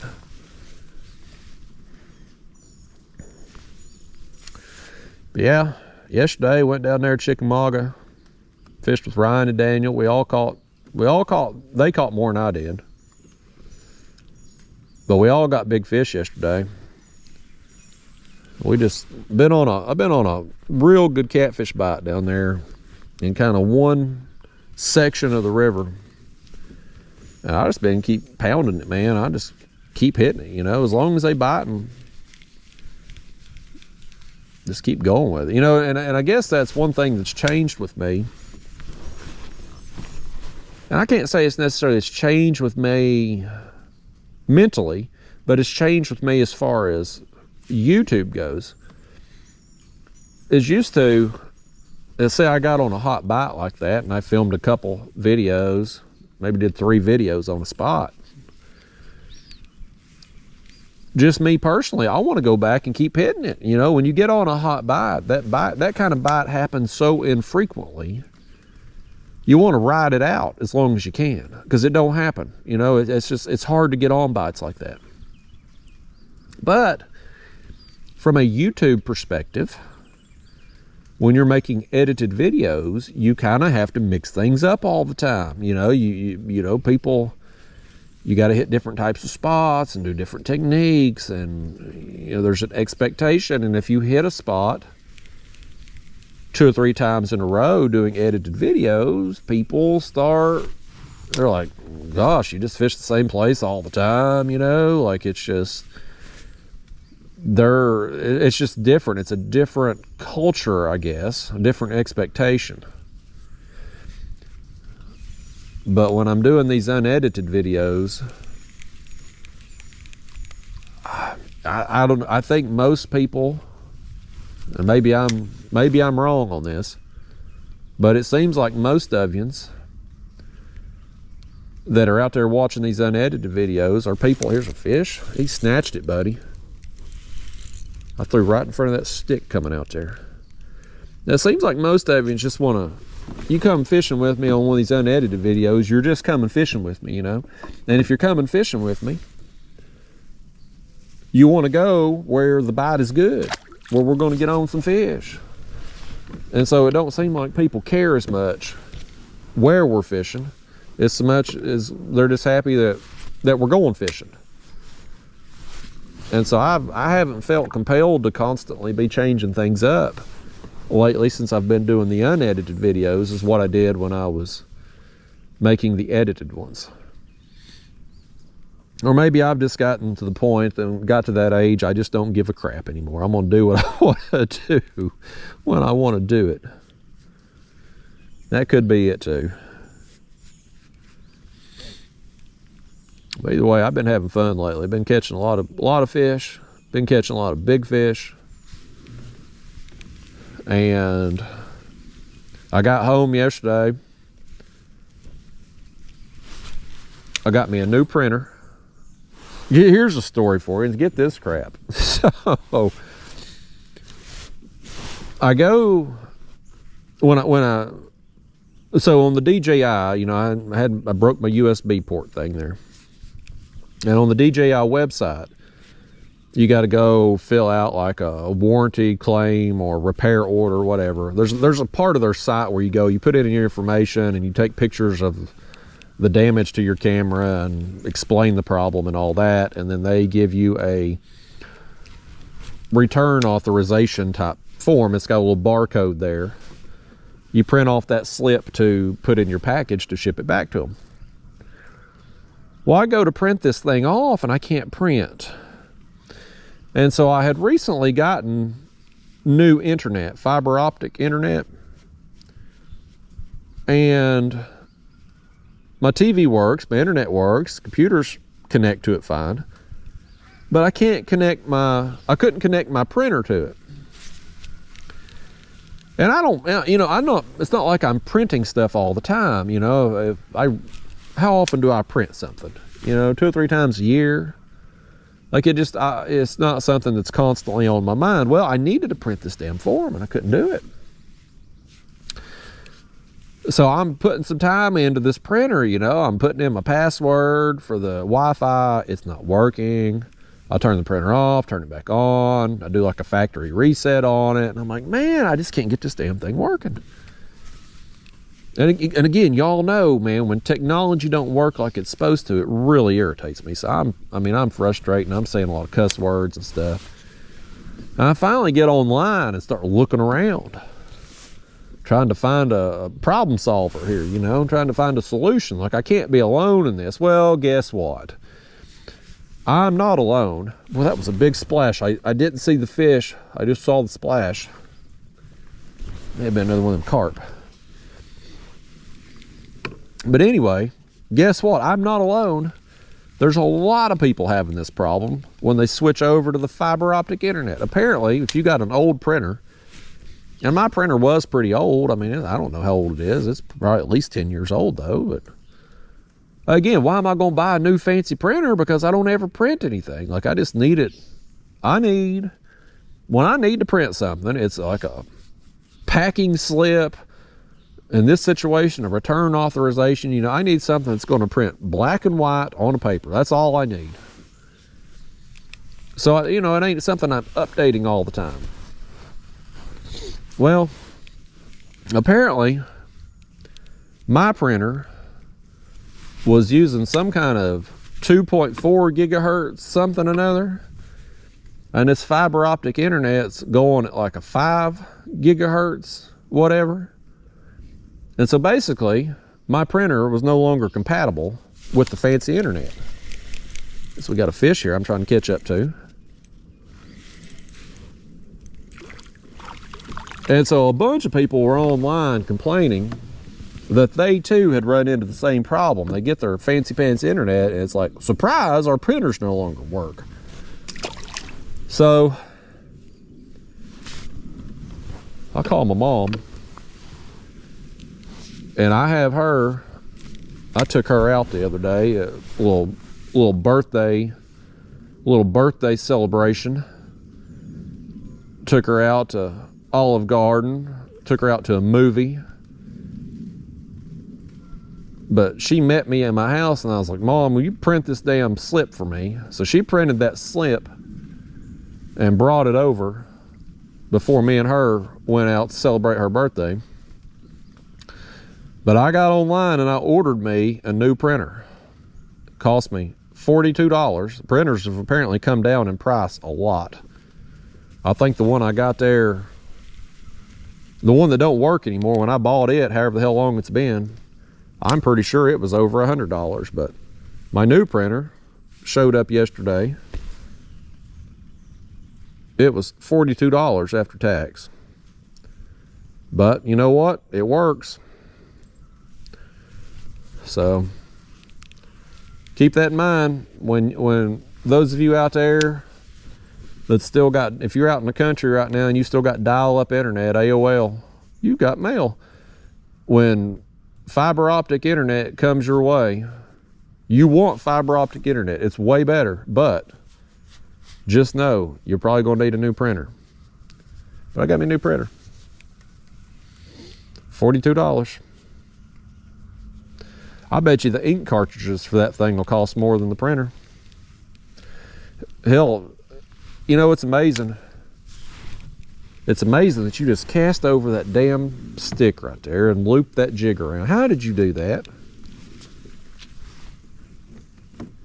You people, I tell you, you gotta practice your casting here before we go fishing. Y'all are really holding up progress here. Luckily, I'm a very skilled snag getter here. There it comes. I've been able to get it free for you. I've had some practice getting some snags undone. But anyway, yeah. So yesterday I get home and I got my printer sitting there. So I got it all hooked up and everything. Got it to where I can not only print from my computer, but I can print from my phone too, which I had to download an app to my phone, which I thought was a little suspect. But nevertheless, everything's hooked up now. Also, had another delivery there. Daphne got a new bicycle, y'all. This particular bicycle, they had reached out to Daphne and I a long time ago. And I thought this bike was coming forever ago, and then of course it hadn't showed up. And they reached back out the other day and said it was coming. Well, it came yesterday. We got it put together last night. So we got to do a little filming with it coming up. To my knowledge, this is the last bike that's coming. So Daphne's going to have to get back on the ball. She finally sold a couple of her other bikes. Usually when I post one of them electric bikes for sale, they're gone instantly. Because I knock a few $100 off the price. And they're practically new when we get done with them. So they go quick. But the style of bike that we've had lately, it looks more like a moped than a bicycle. Personally, I like that better. From a comfort standpoint, those kind of bicycles are way better than your traditional, you know, the traditional looking bike, I guess, with like a traditional bike seat. But from a popularity standpoint, on the resale value, there just isn't as many people wanting that style, which was kind of surprising to me. I guess because maybe they just look silly. but way more comfortable. But the one we got yesterday, it's another one of them moped looking ones. So y'all see, I guess I will be doing an edited video coming up here soon, because I'll have to have a edited video to throw that bike into. I may throw it on the next tournament video possibly. Got a tournament coming up here very quickly. Next weekend, actually. I gotta get down there and practice, man. I have fished nickajack quite a bit. As there's a fish. I need to let this jig sink more, is what I need to do. We gotta get down to these fish. They're not as aggressive as what I thought they were gonna be today. This bluegill was aggressive when the jig got to him, but they're not as high up in the water column as what I thought they were gonna be today. You done tore that gulp too, bluegill. You're a pretty thing. Throw that purple on him right there. You look like a... When I was a kid, I used to have a Charlotte Hornets jacket. And it looks like the purple and the green right there from the Charlotte Hornets back in the day. Yeah, I got to get down there to nickajack Monday and Tuesday. If the weather report stays the same, I'm going to go down there and fish, I guess. I've had good success on nickajack. I like fishing it. Long-time viewers have seen me go down there and catch fish out of them deep holes on nickajack. I mean, I've caught huge fish 100+ feet deep. There's a fish. See, I let that one, I was patient. I let that jig sink all the way down, and we're getting bit. I got to be more patient, y'all. We've wasted a lot of time this morning with me just being... I'm sitting here talking to you and making casts and paying attention to what I'm doing. Oh, hey, don't spike me. Hey, now. Be calm, bluegill. Ain't no need in that, bluegill. Hey, now. I want to be your friend, bluegill. There you go. But the thing about nickajack, the places that I've had success in, everybody's watched me have success in those places. You know what I mean? Like, there's videos out there, and I don't hide no backgrounds or anything. So, like, people know where I'm at. So I got a feeling when we show up on tournament day, if I try to fish those places, you're going to be competing for spots with everybody. So I need to get down there and look around at some places that I ain't been. So I'm gonna try to do that Monday and Tuesday. I got my eye on one spot down there. It's a deep hole, I'll tell you now, because by the time this video comes out, the tournament's over, so I ain't giving away no strategy to any potential competitors until after the fact. But there's another deep hole I've had my eye on. And for kayak fishing purposes, it's kind of in no man's land, because you got to make such a long run to get there. Like, it's between a couple launch sites. And if the current is ripping, probably not going to be able to access it. I've got a fish here I'm going to access, though. Yeah, there's some bluegill right here. I don't know if they're sitting on brush or something else, but like, if I let that jig sink down, we're getting bit. Finally get on some here, bluegill. I've been wanting to catch them all daggone morning. But anyway, as long as we don't get a bunch of rain with these weather systems we got coming through,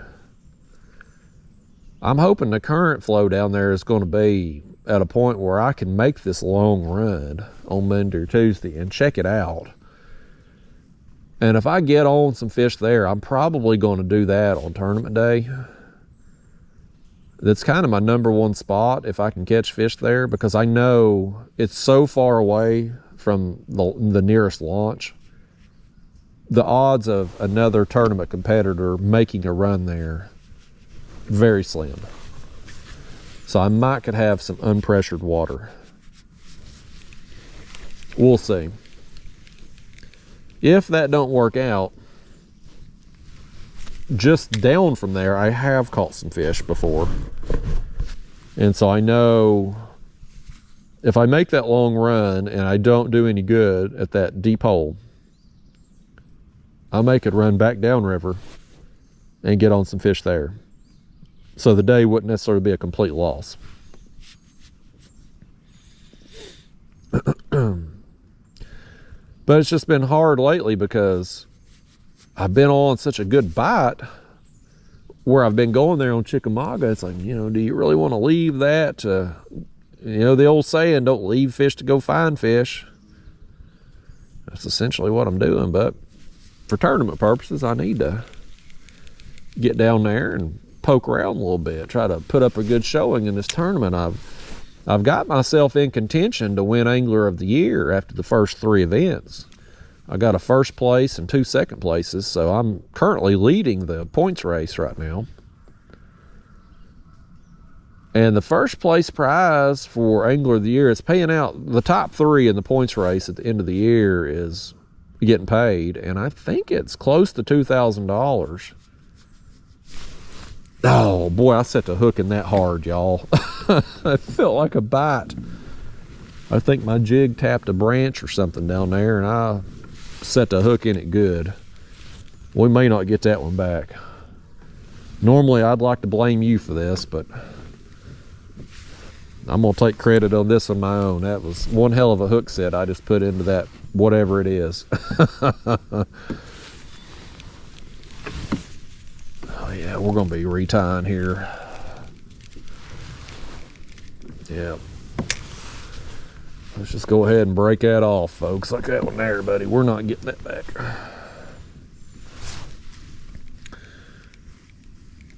Yeah, I'd like to put up a good showing in this tournament on Nickajack, because I know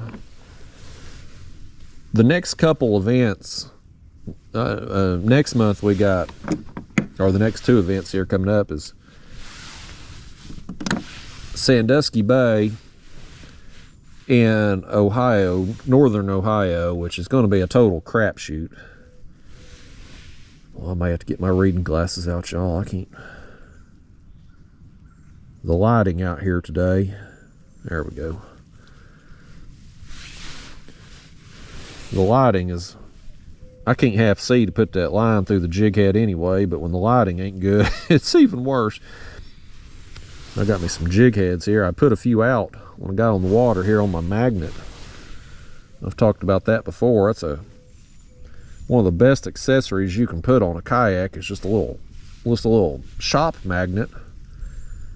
You can get them for a few dollars at a hardware store, and they will hold them jig heads on there and keep you from having to get in and out of a tackle box all the time. I keep a little jig head box in my life jacket anyway, but still it's more time consuming to get in and out of there. And I keep these Gulp Minnows. I've mentioned this a bunch before, but I keep them in a little urine specimen cup because urine specimen cups don't leak. So very helpful with that. I've had people ask me before where I get that fluid to store the Gulp Minnows. Well, it comes with it. The Gulp Minnows come in 2 different options. You can buy them in a pack. You can buy them in a jar. I highly recommend buying them in the jar. The packs are overpriced and you don't get much juice. I'll buy them they're like 2-ounce jars of the 1-inch Gulp Minnows. Now I can put 2 jars in one of those urine specimen cups, and that'll last me a long time. Like I can, you give me 2 jars of Gulp Minnows, I can just about fish all summer with that. You know, like I can get a lot of fish, because I don't know how many Gulp Minnows I go through a day. Some days more than others, but you know, if I go through 5 Gulp Minnows on a trip, you get a fair amount of use out of them. And all that extra juice keeps the minnows from drying out, whereas the packs, you don't get much juice. So depending on, and the packages leak, of course, so depending on how you store it, you may go to getting your Gulp Minnow pack and they'll be dried out or something.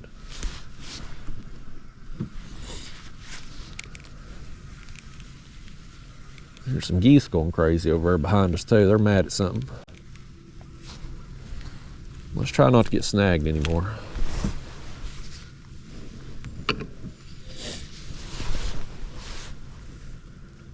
Got my well pedicured feet. I talked about that on my last ultralight trip, y'all. I got talked into going to a pedicure, and they shaved my corns off. I ain't got no corns no more. I do still got a bunch of blood under my toenail.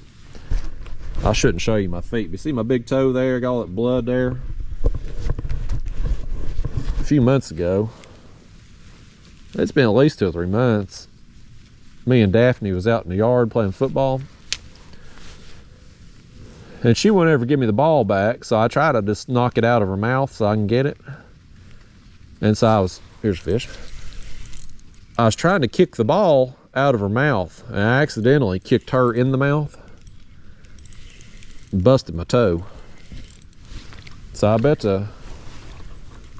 the spa, you go to the foot spa, I bet they see somebody like me walk in with toes like that, they probably cringe.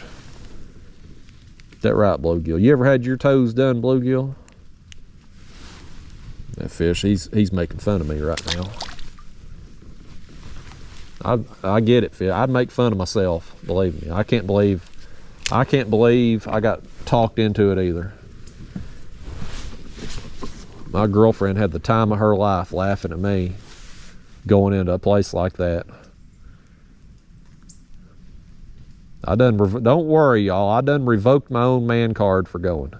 I done it. But it is nice not having my feet catching on the bed sheets. I will say that. It is nice. They've shaved my corns down and all that dead skin off my feet. They used a literal cheese grater on there, which is a little traumatizing because it's a legit cheese grater. Like, it's metal, and there was a pile of skin. And they used like an ice pick around my toenail line, which that was kind of painful, honestly. But nevertheless, my feet, silky smooth.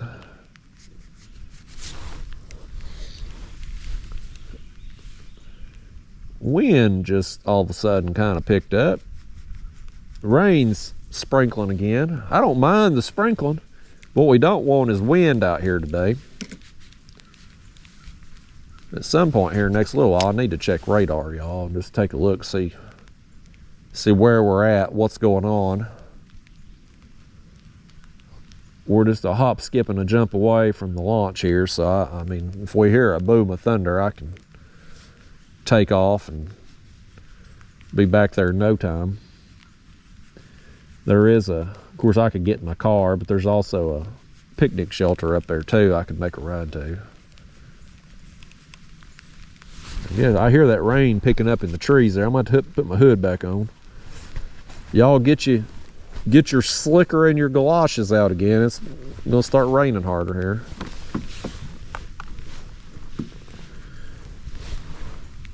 Let me bust out the phone here right quick. Let me just make sure we ain't got some storm coming here. Gotta keep an eye on this thing, y'all. Can't trust the weather, man. Just gotta look at right now. We're good. We got some rain, but I don't see anything in the yellow or the red, so we're good for now.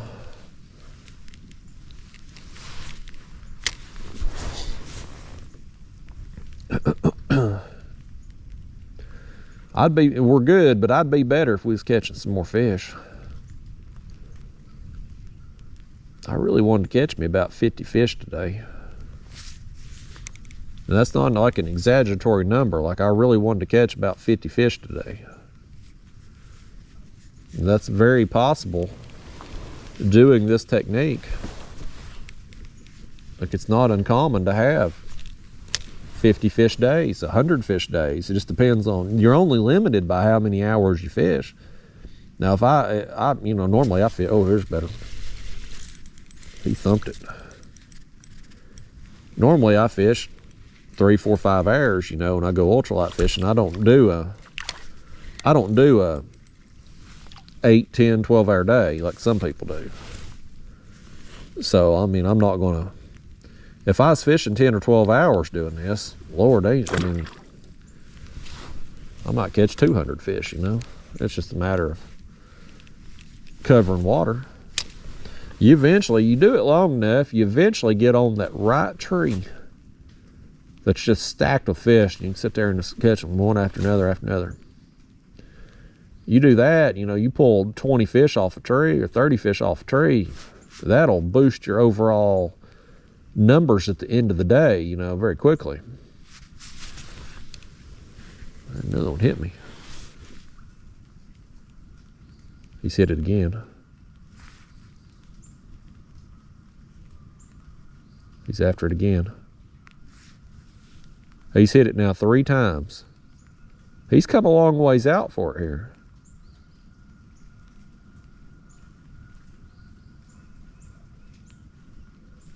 I guess he's gone now. We got this tree coming out right here. I don't know how far it comes out. We'll throw over there around it. Just like that, I think I can ditch my hood again.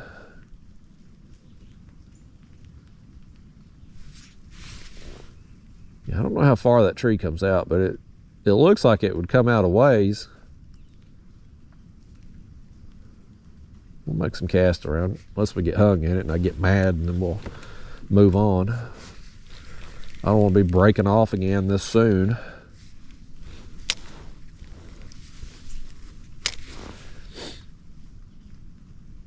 I think I just cast over something there on top of the water. Let's try that again.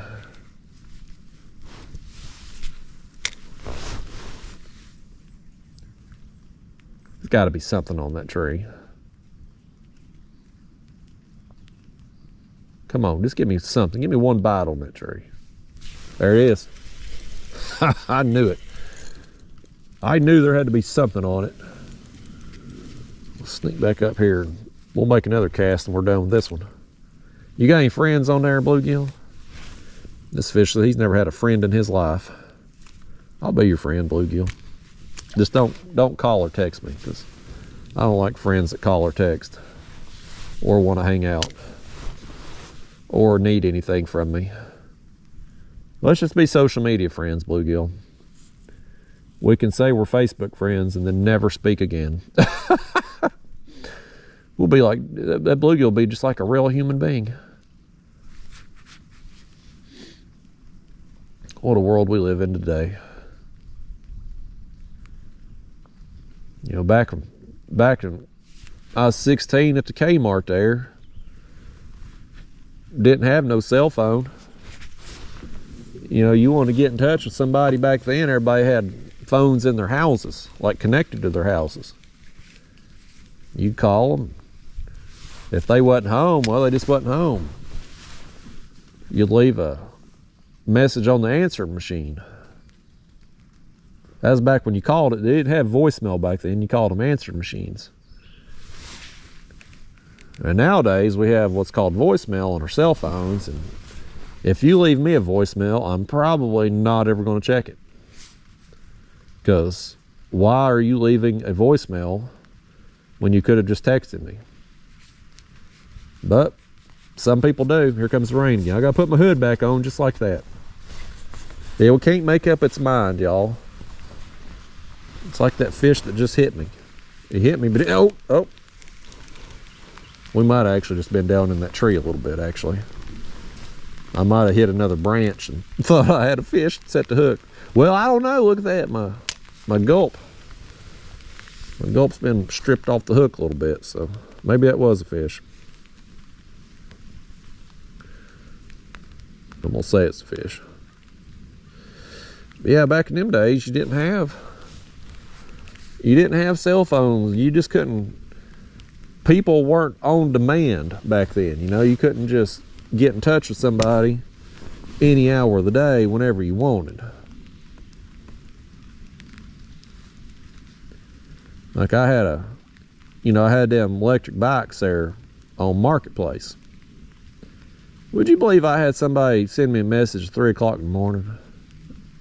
3 o'clock in the morning. Like, really? You know, back when we were actually calling people, you know, again, this is 80s and 90s. You didn't call people after 9 o'clock. You didn't do that. It was rude. It was disrespectful. If somebody got a phone call after 9 o'clock, it was an emergency. Somebody was needing bail money, you know? Like this fish here. We're going to lock him up. But nowadays, people don't hesitate to ding your phone 3 o'clock in the morning because they want to know how fast your electric bike goes. You know, it's amazing. Is it like that down there in bluegill world, fish? Are y'all just not courteous with each other? The fish ain't gonna tell me. That fish, they're so not courteous to each other down there, he won't even tell me that they're not courteous.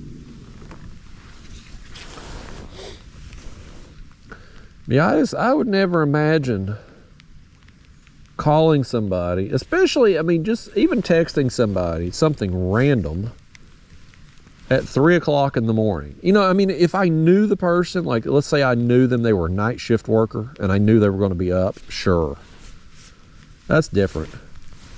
But like, you know, in this situation, this person reaching out about the bicycle, they don't know me. You know, so when you got to assume the person at 3 o'clock in the morning is probably in bed. And I know most people turn their phones off and stuff, and I certainly keep mine. I don't turn it off. I keep it. I put it on vibrate at night. But I'm in this tree right here. You know, you can't turn it completely off because what if you have a legit emergency? You know, like what if something goes wrong with your family or something and they need to get in touch with you. Like you can't go completely just off grid anymore. I mean, I guess you can, but I can't. You know, I gotta have a phone on just in case. And hopefully if it buzzes enough, I'm gonna wake up. But like I don't have a landline phone.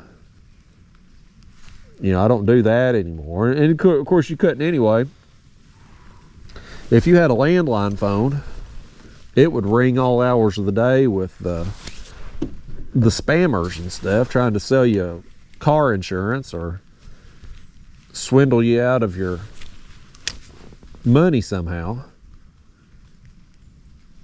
I guarantee if you had a landline, man, I get so many calls a day already, just my cell phone. I can't imagine having a landline phone like where you couldn't just put it on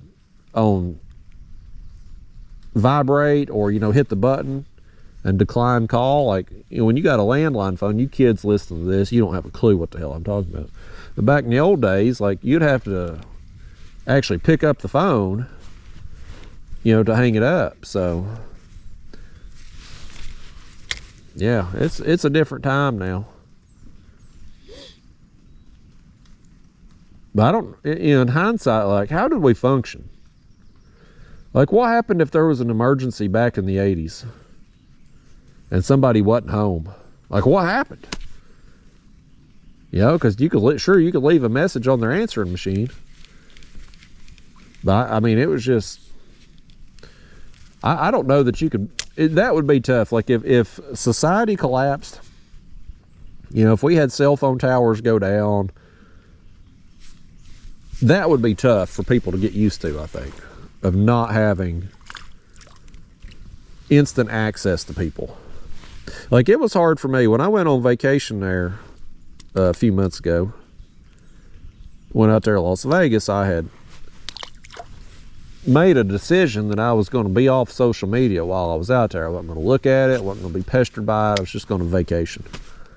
And it was great. Like being removed from social media. I need to do it again. I need to take another little social media break again.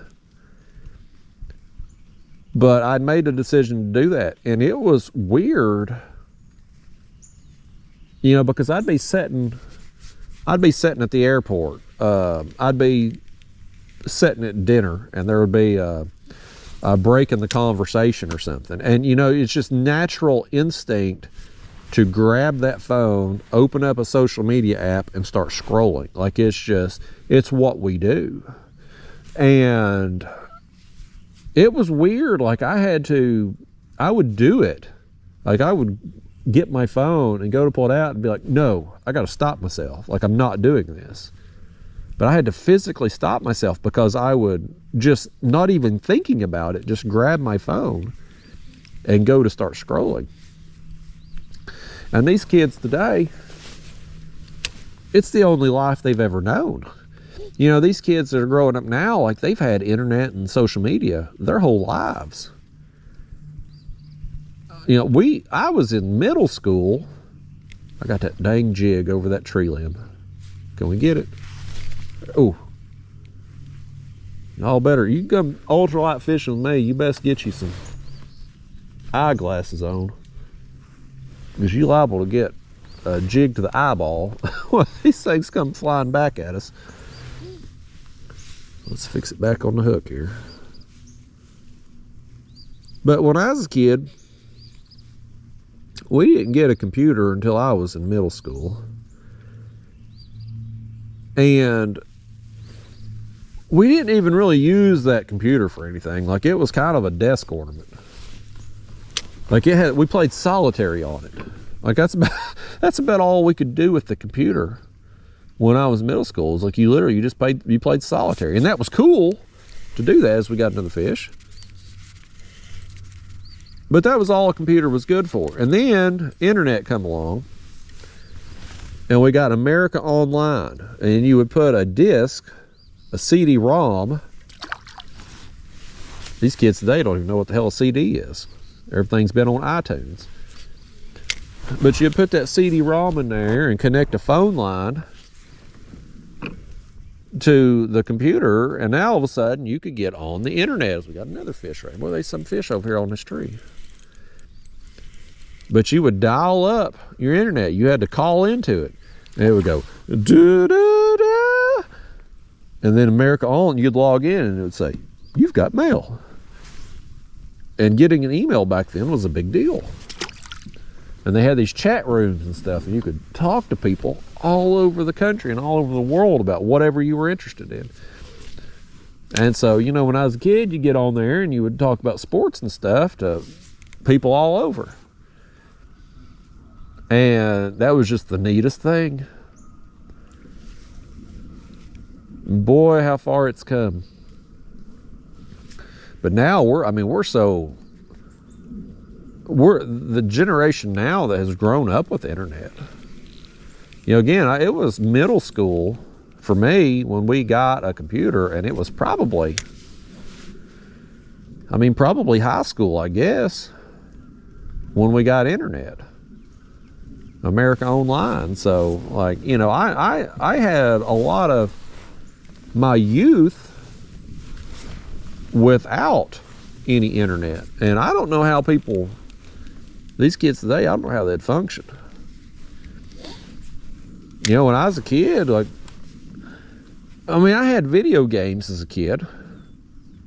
I had an Atari when I was real little, and then I got a Nintendo with Super Mario. So, I had video games, but these games today, I'm not even, these video games today, like these Fortnite, they call it, and stuff, I'm not even coordinated enough to operate these video games. Like, there's so many buttons on the controller, like I can't even do it. And even a sports game, like when I was a kid, on the Nintendo, there was a football game called Tecmo Bowl Football. And it was awesome because if you were the Raiders, you could be Bo Jackson and you would be the fastest player on the field, or you could be the Bears and be Walter Payton and again be the fastest person on the field, so you'd win every time. It was great. But you basically had, and it was a Nintendo controller, so you had two buttons, an A and a B. That was it. You could run or you could pass. And it was great. But if you tried to play one of these football games today, one of these Madden games, like, holy cow, man, it's like it's an ordeal. Like, it's unplayable for somebody like me. But that's all these kids today have ever known. And so they've grew up with it, and they've gotten good with it, and they've got the coordination down to play these games. But I don't know if that coordination really... There's a fish. Well, he's a pulling. I don't know if that coordination really applies to anything in life. Maybe it does. What about you, Bluegill? You got any coordination? You was swimming in all directions trying to get away from me, wasn't you? He was. You all saw it.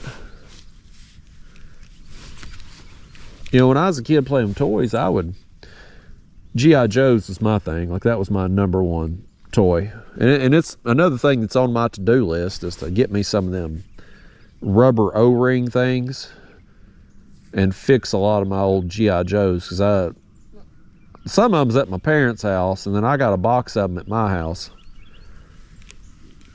And the last time I got in there, a lot of them was falling apart, because I guess them rubber O-rings, because they're 35, 40 years old at this point, you know, they're rotting. they're just like me, you know, they're getting old and rotting. So I need to get me some of them rubber O-rings and go out and fix them G.I. Joes. But like, when I was playing with them as a kid, I had to use my imagination. Like, I would build forts with them and stuff, and I'd go out in the woods and down the creek, and I'd build, like, I'd take sticks and rocks and stuff and pieces of tree bark, and I would build forts for my G.I. Joes. And I had to use my imagination. And I don't think today, while kids are more coordinated today, obviously, playing these video games. Let's switch this Gulp out. That one's had it. I don't know that they've used their imagination at all. Like, I don't know that kids today even attempt to use their imagination. And it's one of them things, like, now I talked about this in some video recently, but like, I feel like imagination's a muscle. Like, if you don't use it, you lose it. And I've lost mine. Like, my imagination, if I tried to play with a toy today, a G.I. Joe or something, or got out my old wrestling figures and, you know, had a wrestling match or something, I don't know that I could do it.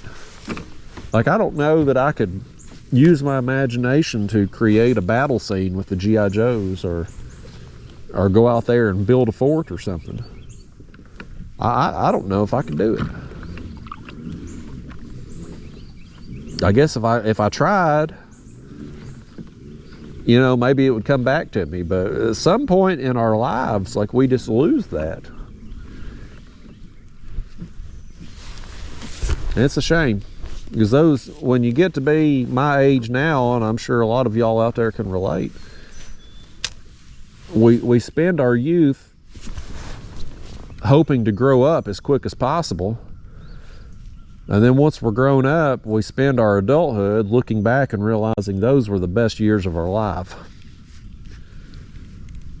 And I'd love to go back and be able to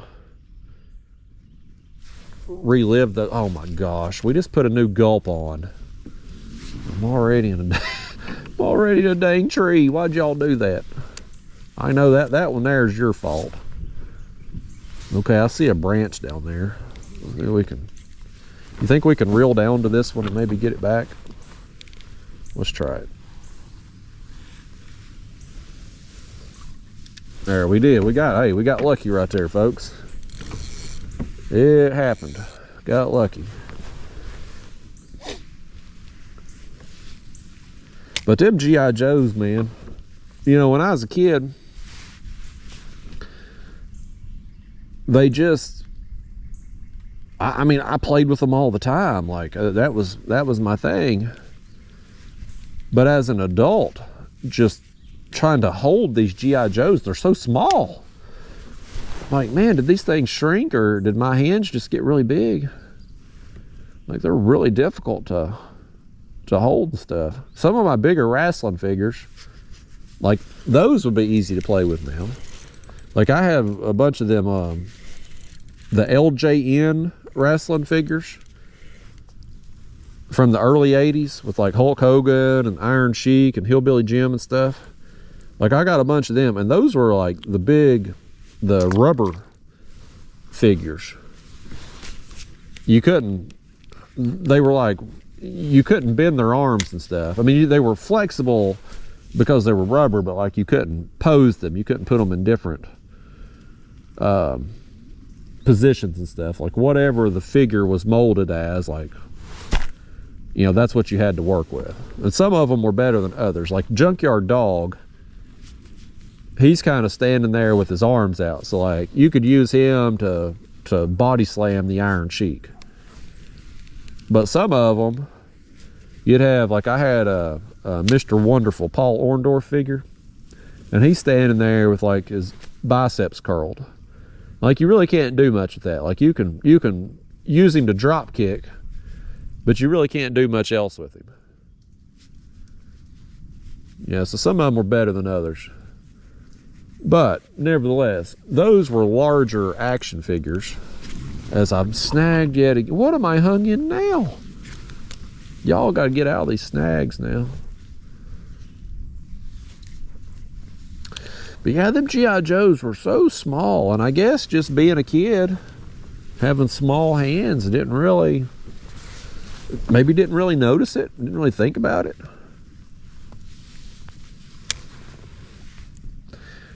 I'm on one of them social media pages. They show you pictures of old G.I. Joe toys. Sometimes they'll be in the package, or, you know, it'll be somebody's Christmas photo when they were a kid and they were getting a bunch of G.I. Joe toys, or one of those, the big aircraft carrier. Did any of y'all out there, when you was a kid, you ever had the aircraft carrier? That thing was like 6 foot long. I never had it. And I remind my mother every Christmas, I remind my mother how I never had that aircraft carrier. I always wanted it too, but I never had it. I never had the aircraft. I never had any of the big ones. The aircraft carrier, there was the space shuttle. There was another one, like the G.I. Joe Fortress. There was a Cobra Commander one. I never had any of those. Like, I always built the places that I played with G.I. Joes, I usually built them. But I'll see those sometimes, and boy, that brings back a lot of good memories. And those are we're always nostalgic. This fish ain't nostalgic. He's living in the present right here as he tries to get away from this hook in his mouth. It's like the older we get, the more we realize the youth we were trying to grow out of was the best years of our lives. Funny how that works. You always want what you don't have, I guess. I mean, I don't want for like material things, but boy, I do want for time. Time, youth, energy. Another fish. As I got hit again. He's still hitting it.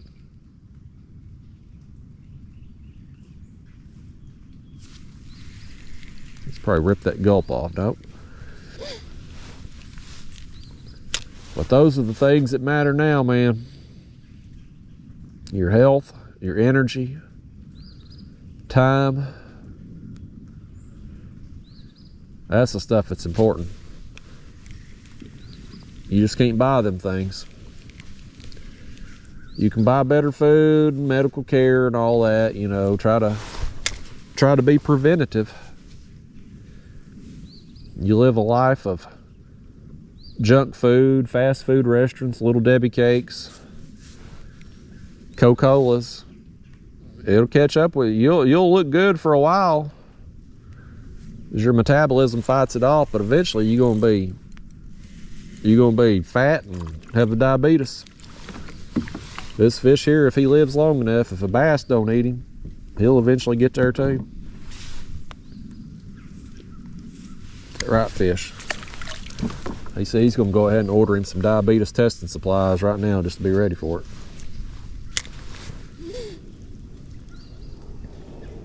I reckon the guy on the diabetes testing supplies commercial, I reckon he died.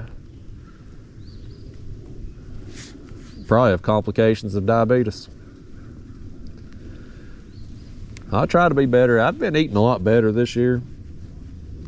Really, since that snowstorm we had back in the winter where I was forced to cook for myself, I got in the habit of doing it, and I've just stuck with it. And once I started going to Aldi, that was my first time ever going to Aldi, because I had to walk to the grocery store because, you know, I couldn't get out of my road forever. And Aldi's the closest place to where I live. I'd never been there before. And the food there at Aldi is significantly cheaper. And I get the steaks there. They're really good and they're cheap. And so I can eat, you know, if I've blowed up on these. I was trying to turn around, make a few more casts here. The wind got me cattywampus, and now I've come on top of these fish here. I'm just gonna, we'll just move along. I done ruined that. It spooked any fish that was there. We'll throw it this one. But now it's like, here's your options. You can go to a fast food restaurant and get you a greasy turd on a bun, a small fry, and a watered down Coca-Cola that ain't properly carbonated for $10 or $11. Or you can go over to Aldi and get you a steak that's damn near a pound for $6, $7. You know, so like for less money than what I can get a greasy turd on a bun, I can get me a steak and cook me a nice steak with some peppers and mushrooms and onions. Throw me some blue cheese crumbles on there, which I've been really into lately. I can have all of that for the same price or less money than what I can get a extra value meal for. And you can't even really say like, well, you know, it's convenience. You know, fast food, because fast food used to be convenient. You go through a drive-through, pick up something on your way home, right? It was convenient. But now, because these fast food restaurants, they ain't got no employees, and the ones that's in there are smoking dope and hawking loogies in your food. If you go through a drive-through line, you're going to wait 20 minutes. Well, I can go home and grill steak in less time than what it takes me to get a fast food meal. And I can do it for less money and have much better food. Not only better tasting food, but it's better for me health-wise, and I know nobody's hawking loogies in it, and I know it's not stuffed full of fentanyl. So yeah, that's what I do. But I say all that. I do enjoy 1 can of Pepsi Cola a day. I do like a Pepsi with my steak. So, you know, that's 41 grams of sugar. So that may eventually catch up with me. I also do, when I go to Aldi to stock up on steaks, I do typically get a box of their little mini donuts, which I will sometimes get 2 boxes, if I'm being honest, and munch on those over the course of the week. I'll get some Aldi brand cheese puffs, and I'll munch on those during the week. So, you know, it's not all clean eating for me, but it's much cleaner than it was for a while. And hopefully that's going to put an extra year or 2 on my life, or at least keep my arteries from getting clogged for an extra year or 2. Everybody's all about trying to prevent heart disease. And listen, I don't want anybody to... That's not true. When I was about to say I don't want anybody to just drop dead at a young age, but I've There's been a few people throughout time that I've thought, boy, I wish they'd drop dead, you know. So I can't say that I ain't trying to, you know, have anybody drop dead or nothing. But as far as people I don't know or people that I like, I certainly don't want anybody dropping dead of a heart attack or anything at a young age.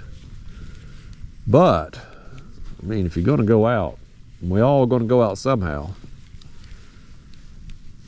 dropping dead of a heart attack, being gone like that, I mean, there's worse ways to go out, man. That's a fact. But hopefully going to prevent that as long as possible. Aldi brand steaks may do it for me. I hope they never quit being cheap like they are.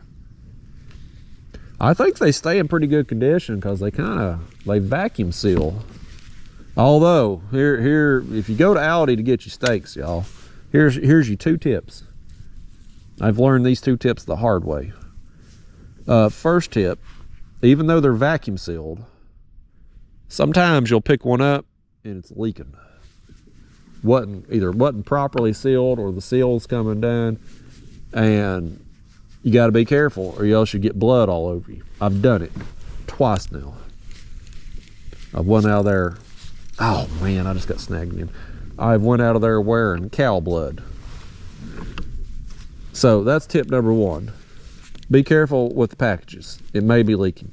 Tip number 2, if you go to Aldi, get your steaks. Go in the morning on a weekday. If you go on a Saturday, you're going to be, it's shoulder to shoulder in there, man. It's packed. Any hour of the day Saturday, it ain't a good time to go. If you can go on a weekday, morning hours or early day. If you go in the evening hours, there's a good chance they're going to be out of steak. At least the local one that I use. There's a lot of times I've been in there in the evenings and I can't get no steaks. I get all the rest of my groceries. Are you kidding me? Are we really going to have to break this thing off? Boy, we're going through some jigs today, man. Goodness gracious.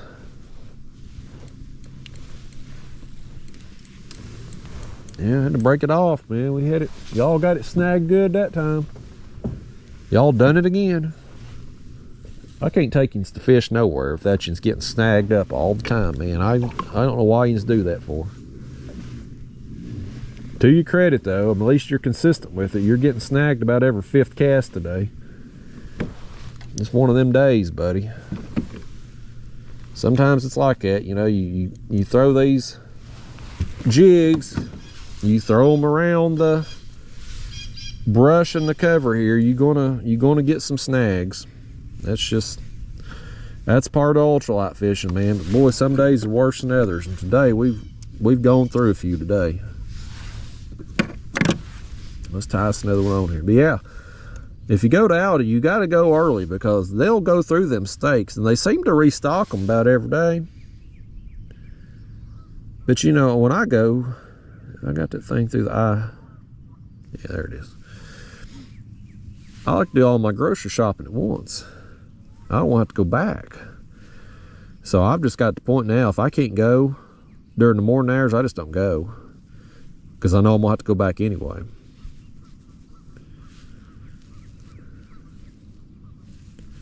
My grocery bill went down a lot when I started going to Aldi, and you get more food. So here I am, man. Aldi's getting some free advertisement out of me, and they ain't got to pay me a dime for it. That's what happens when a company provides good service or good prices. People like me will talk about them in a positive way, and they don't have to spend all that money on promotion.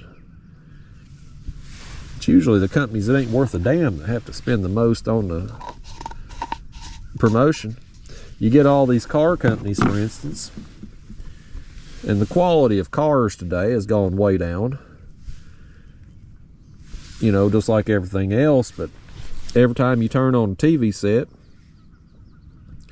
if you're watching and you know, I stream about everything now. The only time I'm seeing commercials anymore is if it's football season. I'm watching a ball game, you know.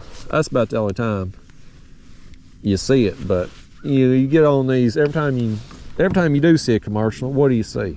Car companies. They're always bragging about their such and such car won the JD Powered Associates. Well, first off, who the hell is JD? What's his real name? I don't want his initials. I want to know his name. Because I ain't never met anybody named JD that I ever liked. So tell me what his name is. And is his last name Power? Is it JD Power? Or is Power and Associates like, who the hell are they? Well, why do I care about these awards? Nobody cares about these awards, but these car companies try to, you know, flex these trophies they got. And first off, you know, these cars, they're $50,000+ vehicles. These JD Power and Associate trophies they give them. Did I just get snagged in the same damn, God almighty. Am I in the same snag, literally, that we just lost the other jig in? Boy, JD's, I'm gonna be extra pissed off at JD if I lose this jig after just tying back on. I told you I've never met anybody named JD I like. I think this brush or tree or whatever's down here, his name's JD. I'm convinced of it. Goodness gracious. We're hung in it, whatever the hell it is. We're moving on from this thing. Okay, we got it back. Oh, we broke part of it off. We broke one of JD's limbs off down here and got it back. We're moving on from this one. I ain't losing another jig in that thing. Did we bend our hook? But anyway, you know what I'm saying though. These car companies brag about these JD Power and Associate awards they get. And these are $50,000+ vehicles. But you see on the TV commercial, the trophy, it's this little thing, you know, it's not even a big trophy. There's Little League baseball teams that finish in last place. They're getting a participation trophy that's bigger than this JD Power trophy, which is supposedly a big deal. So already the commercial's like, if you know, I ain't telling these car companies what to do. They clearly sell some cars. They're selling junk, but they're selling them. But like, if you want to impress me with some JD Power and Associates trophy, first off, tell me JD's name. I don't care about his initials. I want to know his name. And have him give you a bigger trophy. And if he just gives you a little plaque, at least embellish it for commercials purposes, you know? You can go to a pawn shop, I'm sure, and find you a big trophy. Get you some old 1984 bowling league trophy and mount that plaque that JD gives you up there. That'd be way more impressive for a TV commercial. But you know, companies like that, they're charging $50,000+ for a vehicle that's going to break down on you in a couple years and have 3 or 4 recalls in the meantime. They want to flex on a commercial about JD giving them a trophy. You got AT&T and Verizon. These cell phone companies, they ain't worth a damn either. They've been charging us extra fees since the beginning of time. Since cell phones come out, they charge extra fees on there and have extraordinary rates. They tease us with 5G for years, even though we can't get 3G half the time out here. There's been studies done, and I've seen this. People have been talking about it lately, of these cell phones, the radiation coming off of them. Nobody tells us about that. That stuff's causing problems, but you get them companies, AT&T and Verizon, every time you turn on TV set, there they are. The dumbest commercials possible. Oh my goodness, I've done it again. We moved on from JD over there. We kept getting snagged in it. Now I guess we found one of the associates here. We left JD Power over there because we got snagged in it twice. Now here's one of the associates. And who are these associates that JD is hanging out with? You know, we've never one time heard any of their names. Are their names on the trophy at all? Is it just say associates? There it comes. We got that one free. Let's move on from that snag too. I don't want to throw back over there. I'd like to make a cast without getting hung for a minute, y'all. You think it's gonna be possible? I don't know if it is or not. Here we are catching a break from the rain and can't catch a break from the snags. Boy, something's going crazy back there on that wood, ain't it? Something was busting. Dare we throw one back there? We get hung back up there, we ain't getting it back.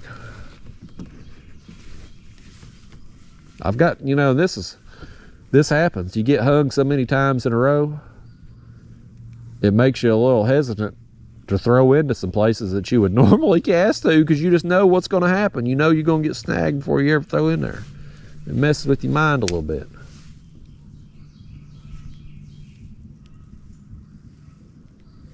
I got a weed that time. Yeah, I don't want to make too many casts over there. I know what's going to happen.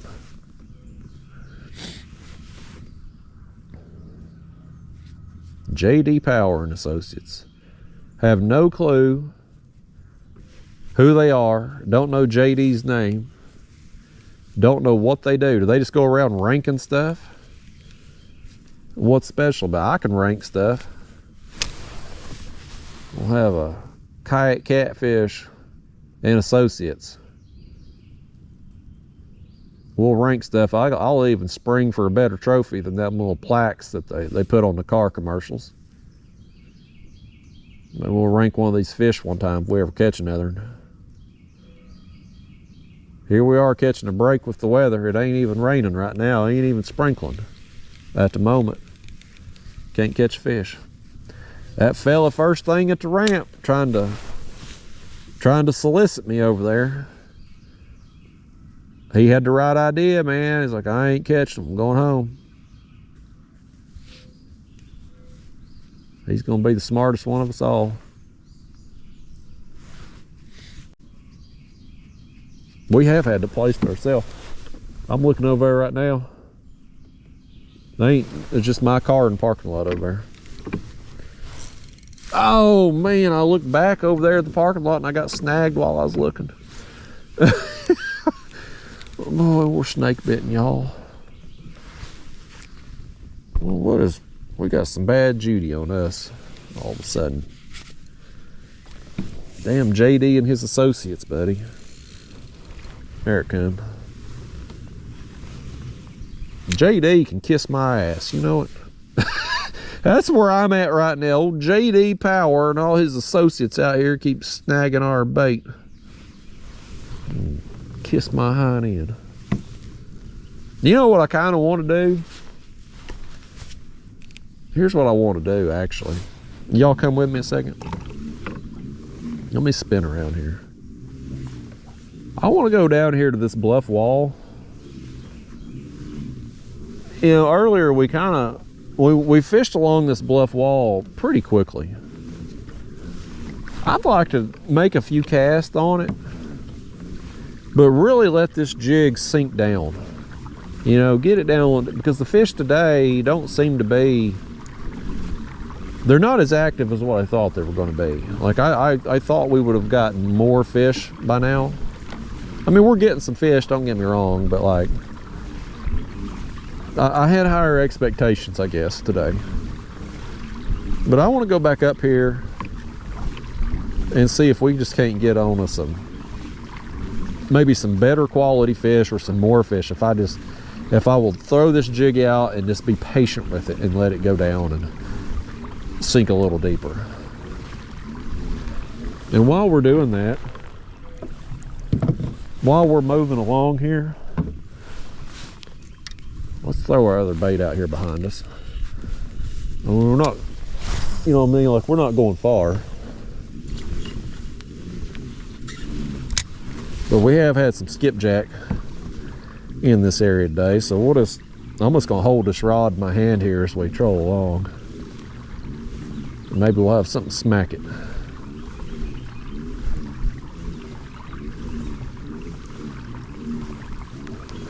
We hooked that skipjack there first thing, and I thought maybe we might see a few more of them, but I mean, I just don't think they're through here in good numbers right now.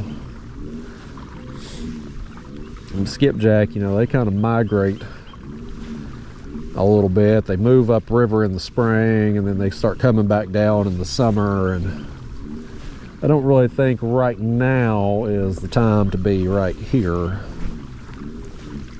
to catch some skipjack. Yeah, I just want to, if you'll come with me here as we troll along, we'll go down here to this bluff wall, and I just want to be a little bit more patient and see what we can get through here. I don't know what that was. Did y'all hear that on camera? I don't know what that was. Couldn't tell if something fell in the woods or if it was a shot, or I don't know. Boy, yesterday, me and Ryan Daniel down there on Chickamauga, man, it was a daggone firing zone all morning long. Like, we couldn't get any peace and quiet. And I'm all for people being able to do what they want to do, you know, having the freedoms. And if you want to go out and you know, do your shooting and all, you ought to have the right to do that. But boy, it's annoying. I wouldn't want to live with somebody doing that all the time, especially every day. I mean, every day I've been down there, it's been a dang firing zone down there, man. We out there trying to enjoy a peaceful day on the water, just talk some trash to each other and catch some fish, and it's just boom, boom, boom constantly. I'm gonna take a camera here. I mean, it's just beautiful right through here, ain't it? This cliff wall comes straight down. A few trees hanging out here and there. I guess it's pretty country right here, folks. This is some sights right here. That's why I like this area so much. I mean, you can come over here and catch you some fish and just enjoy just beautiful, beautiful scenery. It's not the most beautiful day, you know, as far as the weather goes, but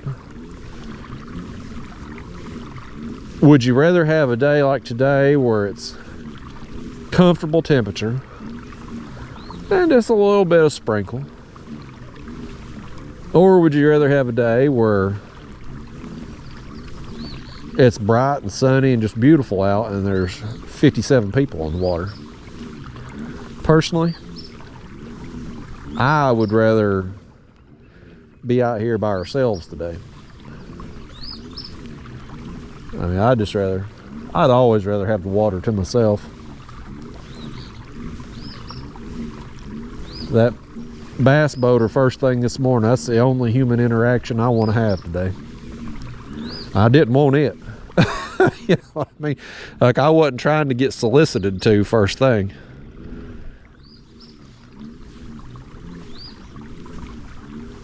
Yeah, we're up here now. We're gonna reel this in here. I wasn't sure if we'd get a bite on it or not, but it was worth throwing it out just for duties and giggles.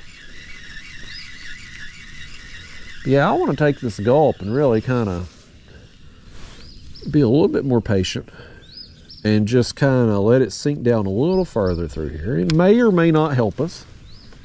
This may be a waste of time,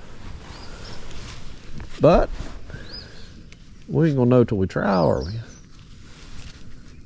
We'll make a cast here and we'll get spun around and go the other way here, go back down this bluff wall. The water here has a surprising amount of color today. Normally this body of water is very clear. Usually you can see several feet down into the water, but today it's got a little color to it. So usually when you got a little bit more color to the water, it usually helps your cause.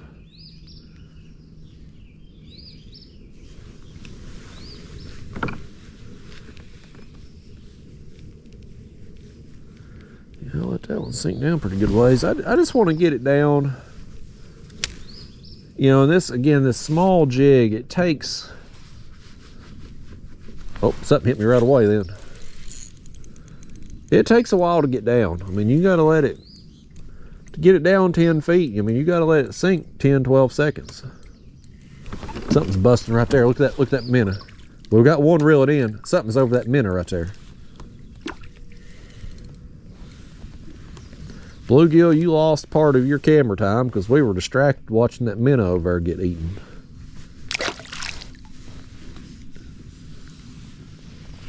Right over there.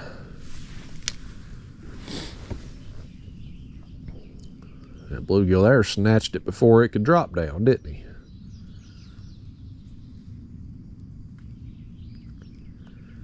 Yeah, if you can have the patience to let it sink down, you know, you get those fish that are deeper down there, you can get them. But I just, you know, something was hitting me. I'm typically not that patient. And here we go.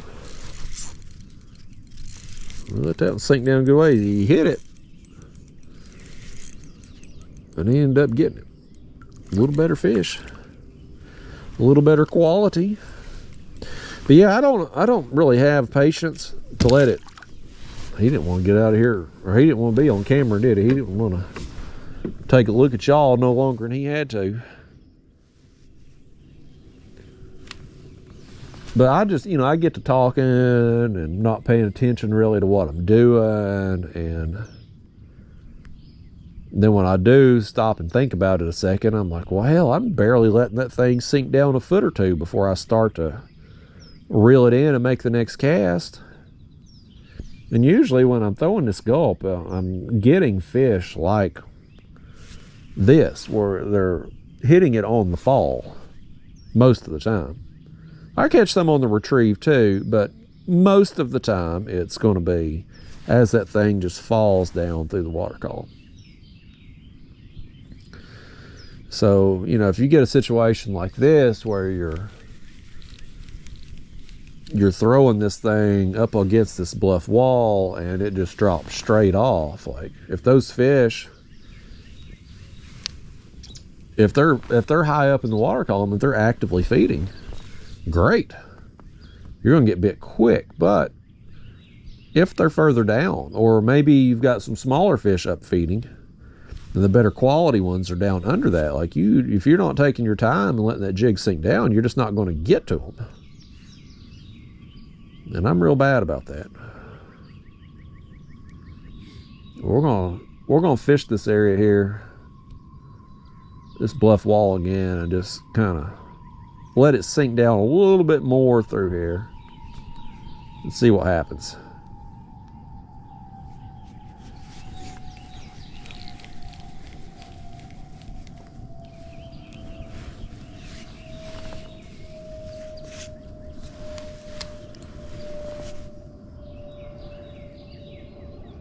The rain's completely stopped now. This worked out. I'm glad I came today. If I had woke up and there had been even light rain all over radar, you know, and it looked like it was going to be coming in sooner, like I'd have probably not come today. It's just, and it ain't even so much about getting wet.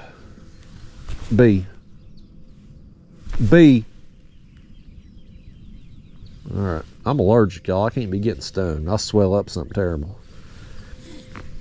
But, you know, it ain't even about so much getting wet. It's just, you know, if you're going to film a YouTube video, like, it's hard to film in the rain. You're getting water all over the lens and stuff, and it can just be difficult to film in the rain. And it ain't like doing this style of fishing. It ain't like I can, like, so when I'm catfishing, sometimes I'll take my umbrella, my poor man's bimini top, and we'll go out there and we'll drop our baits down and just sit there under that umbrella. I can't really do that so much ultralight fishing because the umbrella gets in the way. Like it's in your way when you're trying to cast or set the hook.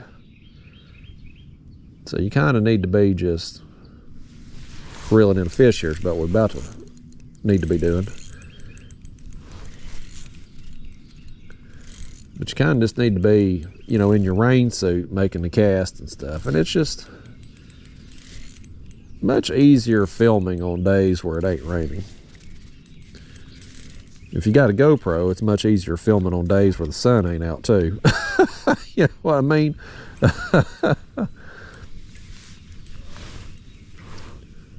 Right, bluegill. We can't keep a camera running when the sun's out, can we? That bluegill don't care. That bluegill's never had a family portrait before. Never one time. It's a shame, really.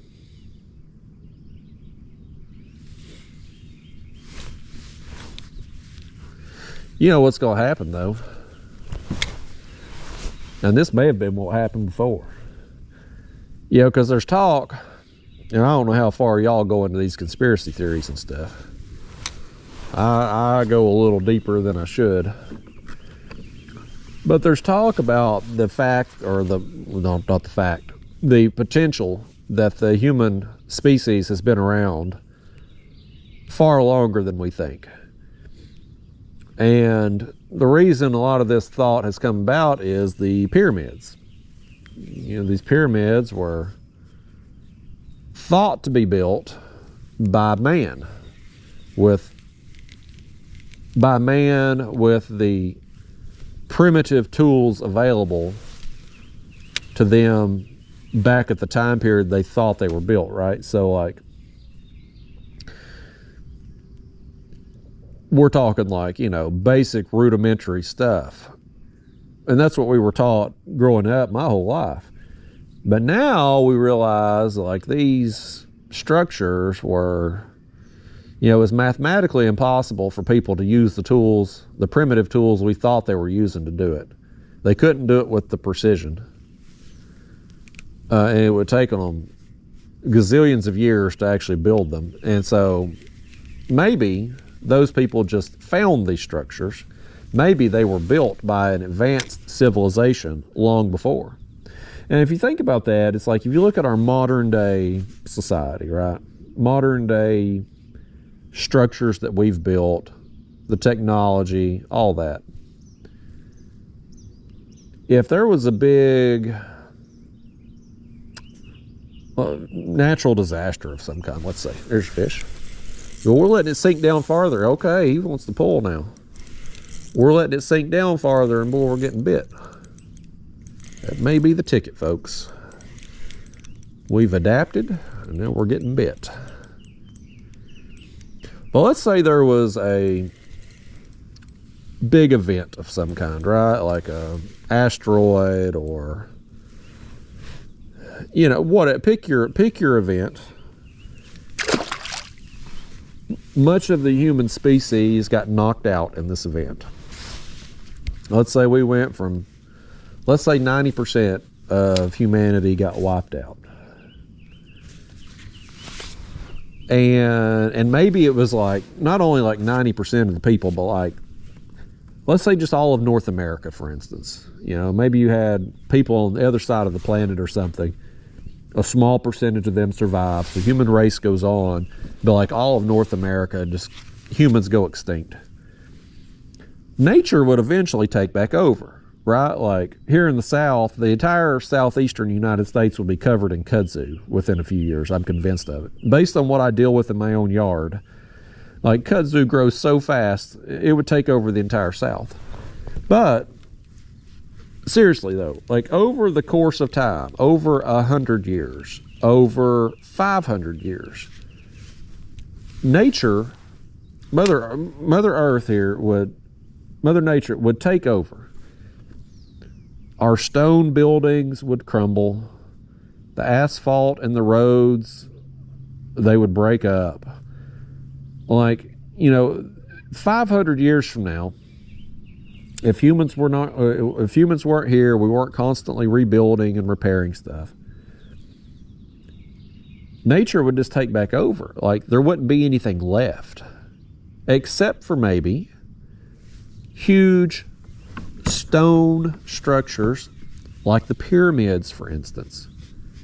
But like our houses today, the roads, most office buildings, you know, our personal items, our clothes, our cell phones, money, you know, all of this stuff would get broken down over time.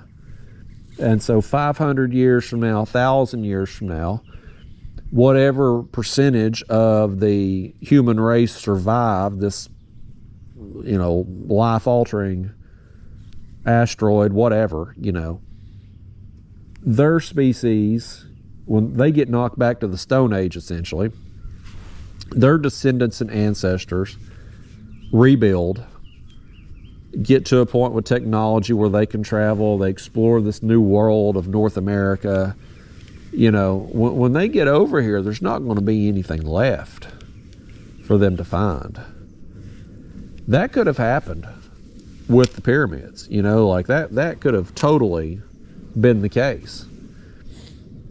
And it's, you know, it's one of them things you think about, like back in, you know, when I was a kid and stuff, you would take pictures, like you would have pictures printed, like, and hang on a wall and stuff. Nowadays, if you take a picture, everything's digital. It's on our cell phone. It's on a GoPro camera. You know, sure, you're going to post it for everybody to see on a Facebook or Instagram or something,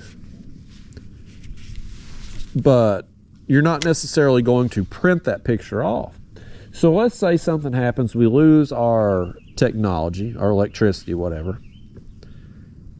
All of those pictures, everything, pictures, videos, everything that you've saved is gone.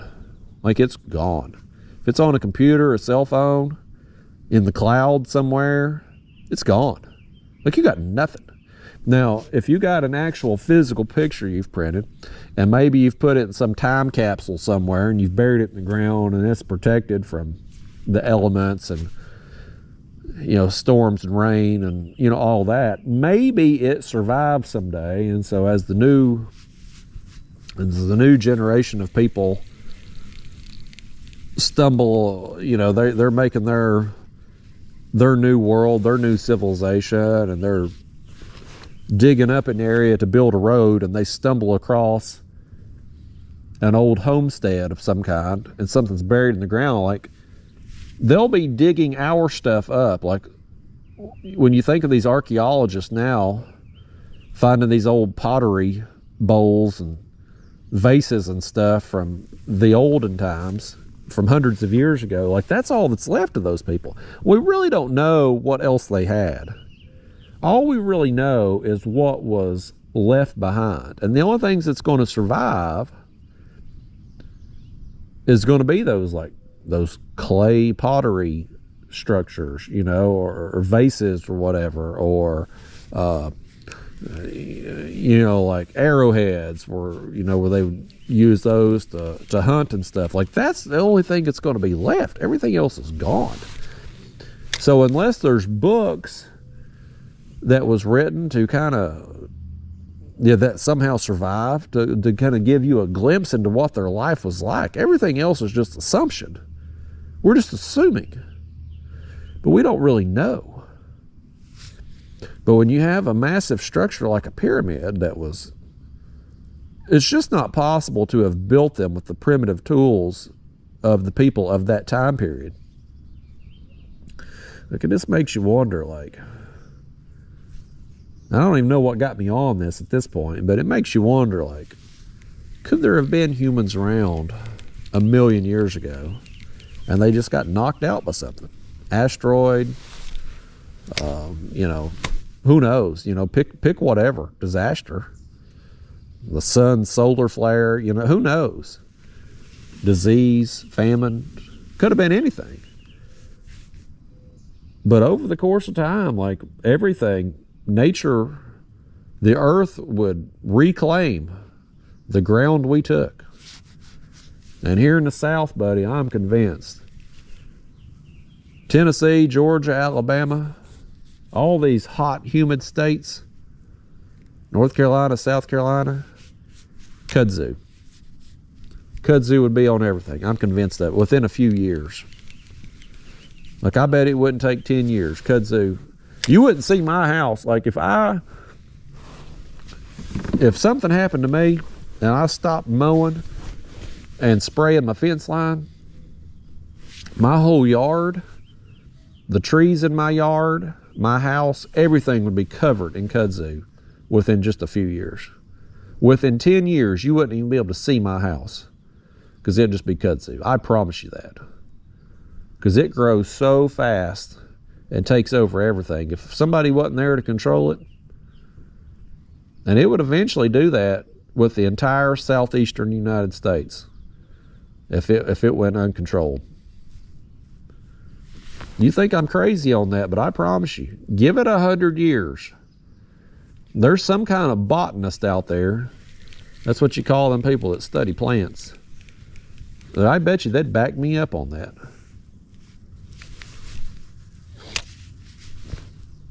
Yeah, y'all crazy to think about that kind of stuff. But I have listened to several podcasts about the theories of the pyramids, where they came from, how they were built, what they were used for. This fish don't have a clue what a pyramid is. All he knows, he's got a Gulp minnow that wasn't a real minnow. It probably tasted good to him. He's pulling though, man. These fish have been fun today. I've had fun with this. Have you had fun today, Bluegill? He said he was till I come along. Tell these people, hit the subscribe button, would you? He won't. He don't care if you subscribe. That fish is rude like that. He tore my gulp too, didn't he? Let's fix it. Yeah, I've took a deep dive down some of the conspiracy stuff on the UFOs and the pyramids. I'm fascinated by it, really. I have to believe that we can't be the only and boy, saying the word intelligent with humans, I mean, that's calling us intelligent life forms with some of the things that we've done. Some of the things we've done has been amazing accomplishments, and other things are like, really? We're the best this universe has to offer? But I have to believe that we're not alone out there. Like, there has to be something. It doesn't necessarily have to be humans, but some species more evolved than us. And part of me, just because I'm nosy, wants to know what these things are. You know, like, if we're being visited by aliens, and it certainly seems like we are, based on the stuff that the government is sharing with us. I mean, like, they've, you know, when I was a kid, the only thing you heard about UFO sightings was at the tabloids at the grocery store. The National Enquirer would have a, you know, there's JFK is alive and he's an alien on a planet or something. You know, that was the kind of thing you would see in the National Enquirer. But you were kind of a nutcase if you talked about UFOs or claimed you'd seen something, you know. Nowadays, our own government is releasing stuff. These military pilots and whatnot are chasing and being chased by these unidentified objects, who knows what they are, that are defying gravity. They're defying the propulsion systems that we currently know exists. Like, you know, and the government's releasing that to us, at least bits and pieces of it. So the nosy person in me wants to know what those things are. But then when I really stop and think about it, and I'm like, do I really, like, if there's some advanced being or civilization of beings out there that could just annihilate us at any moment, would we really want to know? You know, would that, If I knew that at any moment in time, some spaceship full of aliens could come down and just obliterate us, would that affect my fishing? Like me coming out here and catching some bluegill today, like would that affect my state of mind? Could I come out here and enjoy the fish I'm catching, or would I be thinking about that the whole time? So from that aspect of it, it's like maybe it's best that I don't know. But again, I'd kind of like to know because I'm nosy. I want to know if aliens exist, and I want to know JD's real name. JD Power. So do you think aliens, when they're buying a new spaceship up there, you think they have a little trophy and a rating system like JD gives out? Hell no, because they're aliens. They're advanced beings. They can travel the speed of light all through space and galaxies. They're not worried about no damn JD Power and Associates trophy like we are on the Chevy commercials. That's the difference. That's what's holding us back as human beings. We're spending all our time worried about crap that don't matter. And these aliens, man, they're fixated on what's going to get them to the next galaxy as quick as possible. That's why they're so much more advanced than us. One of the reasons. I guarantee you, there ain't no spaceship out there getting raided by JD Power.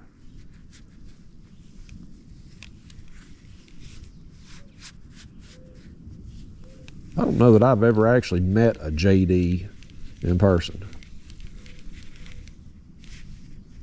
I don't know that I have. But I guarantee you, just statistically speaking, if I did, I wouldn't like him. I guarantee you I wouldn't like him. Odds are, his name could be anything. I probably wouldn't like him. If his name's Toby, I definitely don't like him. I had another name the other day that I realized that I didn't like them people either. Toby's always bothered me. What was the other name? I saw the name and I'm like, you know what? I hate this name. Thankfully, I've apparently forgot it. It'll come to me eventually and I'll share it with you.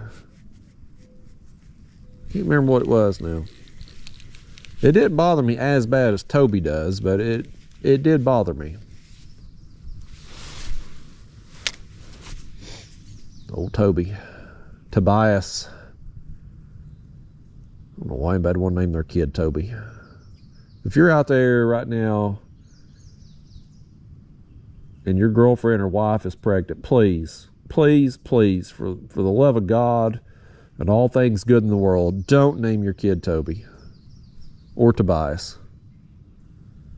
If you name it Tobias, people are going to call it Toby. Don't do it. Just don't. And don't name it JD either while you're at it. Because then people like me are going to wonder, like, why are you hiding your name? You know, like, why don't you just say your real name? Why JD? You got to think about that stuff. I'd heard on the radio the other day they were talking about popular names. People are naming their kids. And, you know, a lot of it was stuff you would expect. But to my surprise, one of the names on the list was Chosen. Like the guy from Karate Kid, or Cobra Kai now. Like, that was one of the names on there that people, like one of the most popular names that people are naming their kids. I'm like, really? And listen, I like me some Karate Kid. You know, I grew up, like, this whole TV show, Cobra Kai, one of the best TV shows to come out in a long time.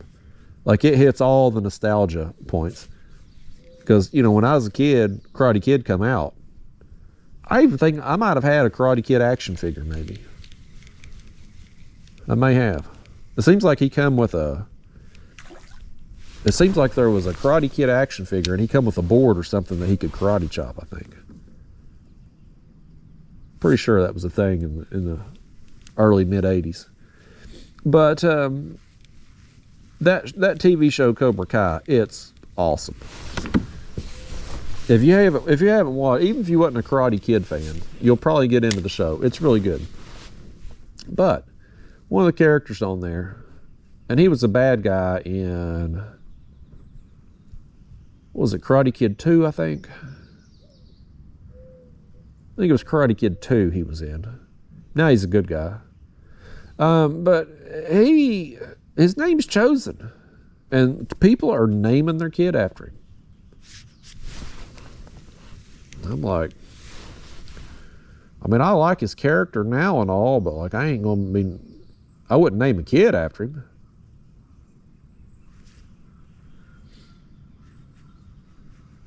It's better than some of the names, though. Man, I remember when I had to actually deal with the public, like when I was still working the ER and stuff, we'd have some people come in and you just look at their names and you're like, I don't know how to pronounce this. Like, I don't even know how to where to start. Like, I can't even think of an example off my head, but you know what I'm trying to say. Like, it's just a bunch of letters together. There was one too,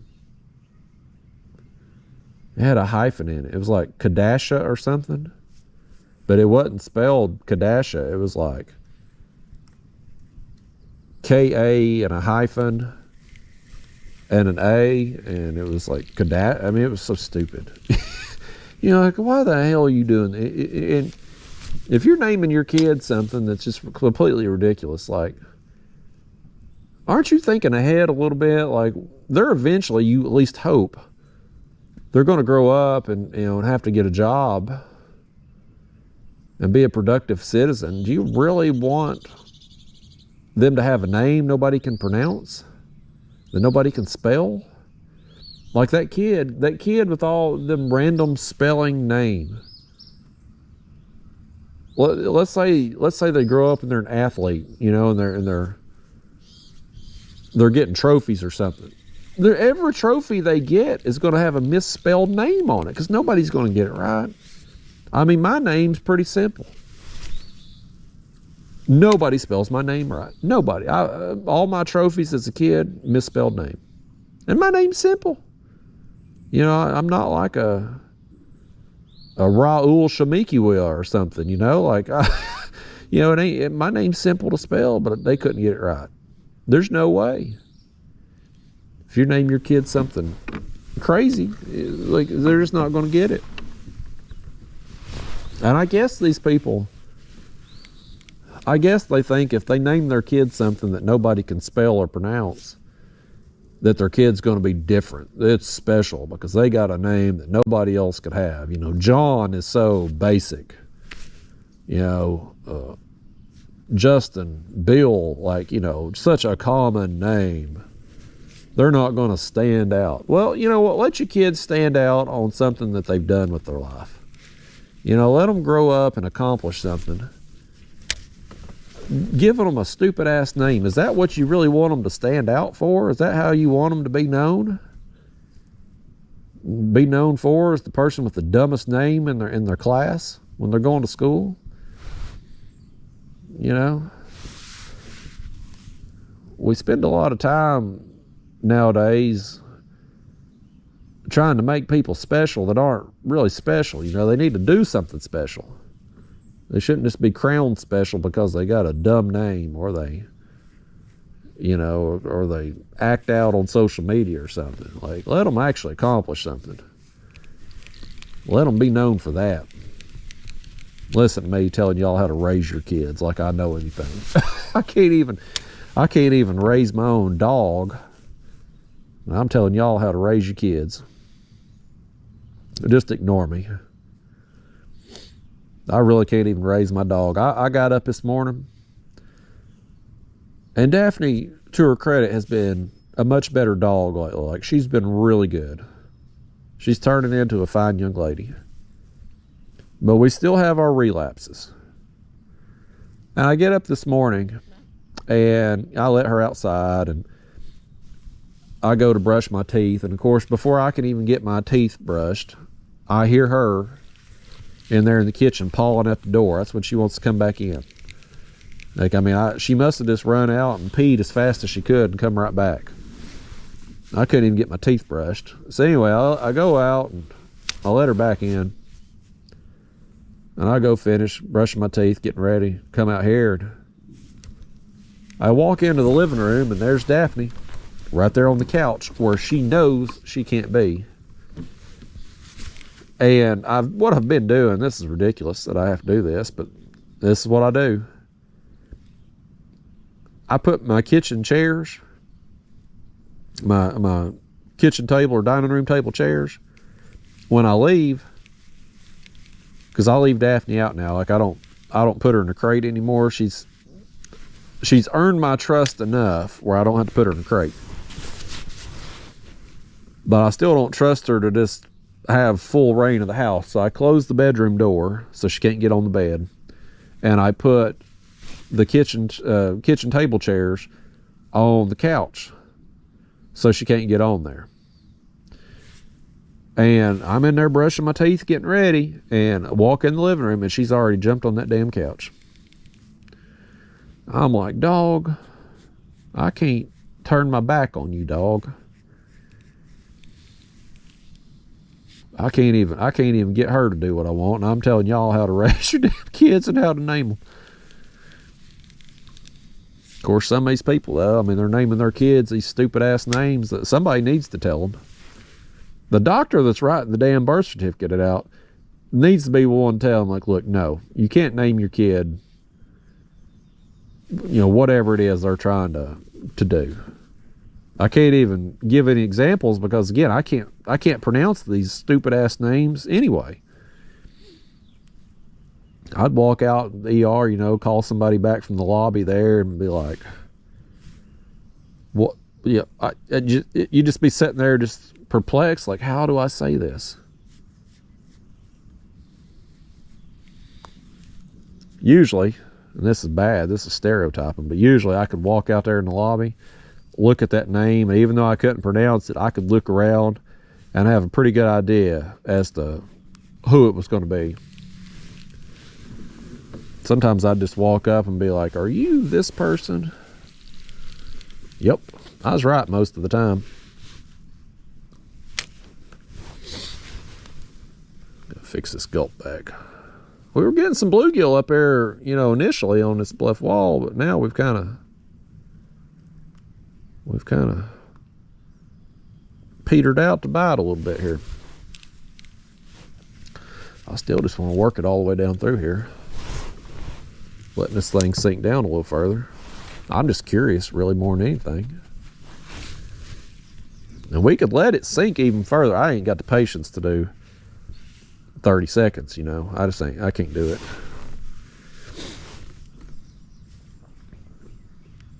I'm just curious what would happen if we come back up here and let it sink down farther. The bluegill quality today has not been what it was on my last trip out there with down there by the dam. We did get several that was between 8 and 9 inches that day. We haven't got any today that's even been measurable, really. I mean, I got my measuring board with me, but we haven't had any yet that's, I'd say 7 inches, maybe 7.5 has probably been our biggest today. We're just guessing. Nothing I'd really want to throw on the board necessarily, yet anyway. But I do really, I enjoy this area here. It's convenient, you know, it's close to home. Don't take me long to get here. It's beautiful. Day like today, got this place to ourselves. It's nice. Anytime I can go somewhere that's a short drive from my house, beautiful, and catch some fish and have it to myself, like, I tend to enjoy that.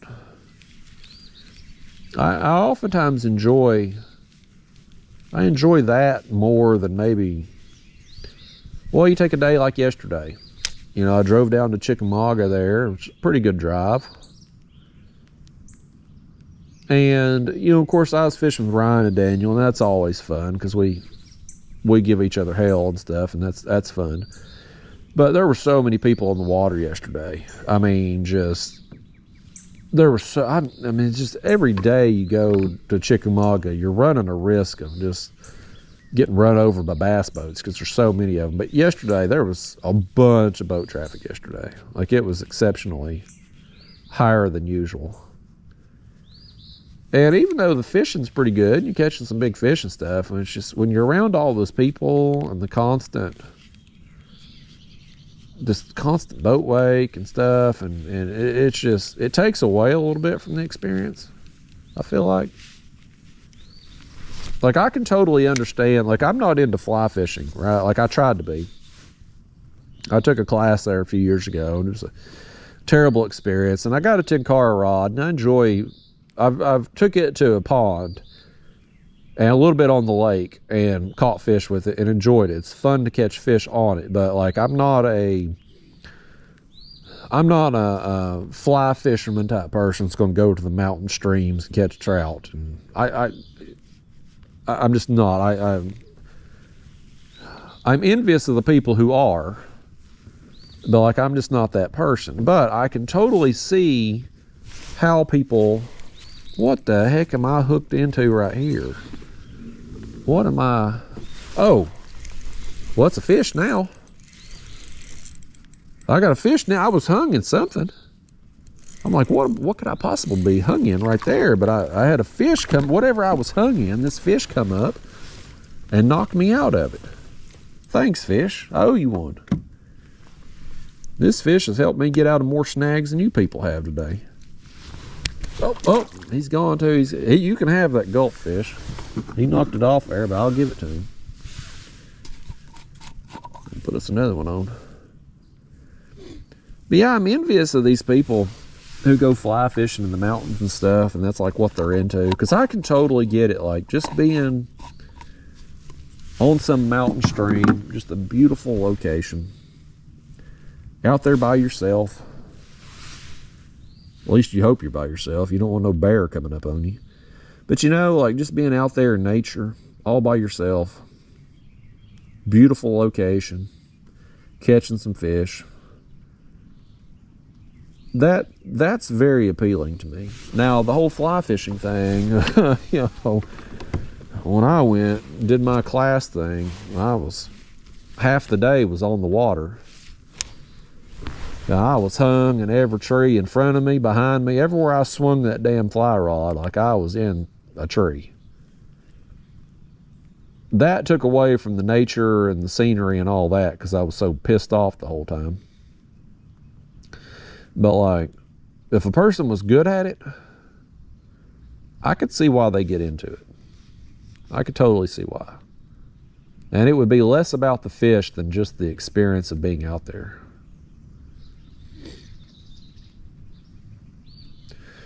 Yeah, I do want to go try it again with the Tenkara rod.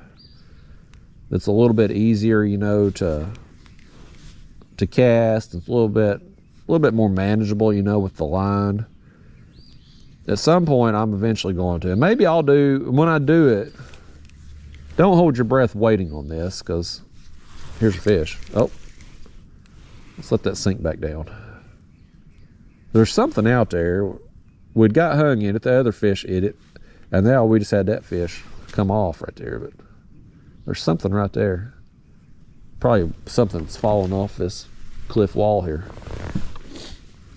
But if I do it, and again, don't hold your breath waiting on me to go to the mountains with the Tenkara rod, because I talk about it, but who knows when or if it'll actually happen.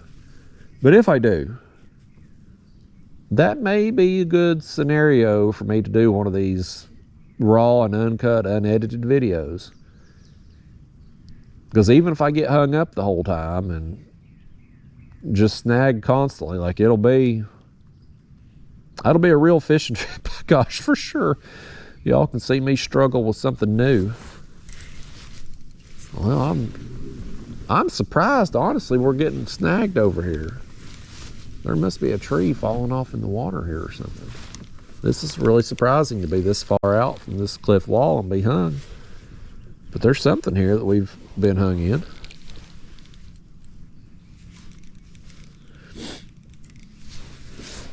Heck far.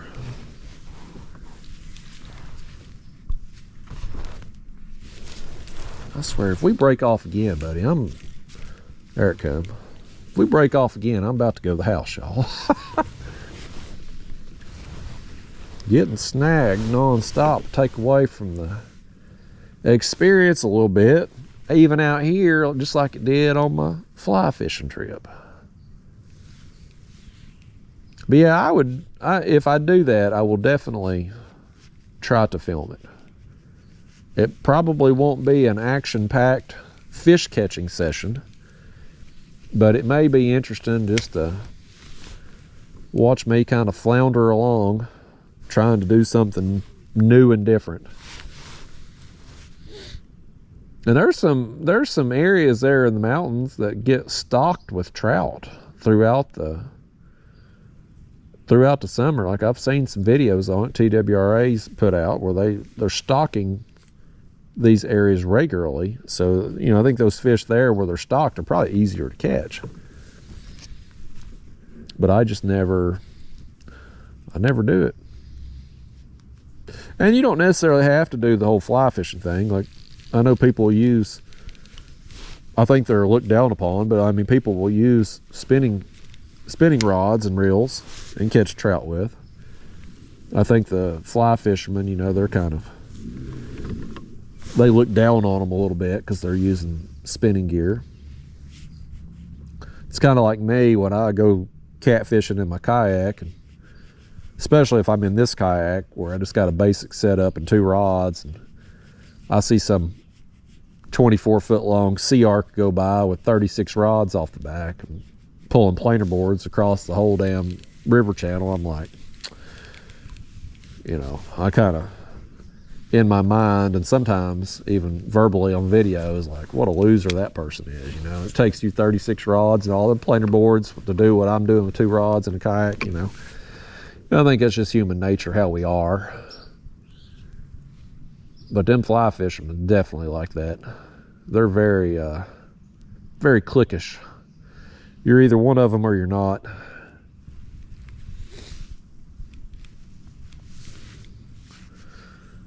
I can't really say nothing though. I'm kind of like that too. Like, I like fishing out of a kayak.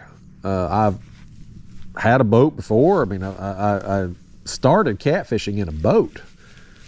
A lot of people I know start on the bank and then they go kayak as a way to get on the water, and then they kind of upgrade to a boat. And I never looked at a boat as an upgrade.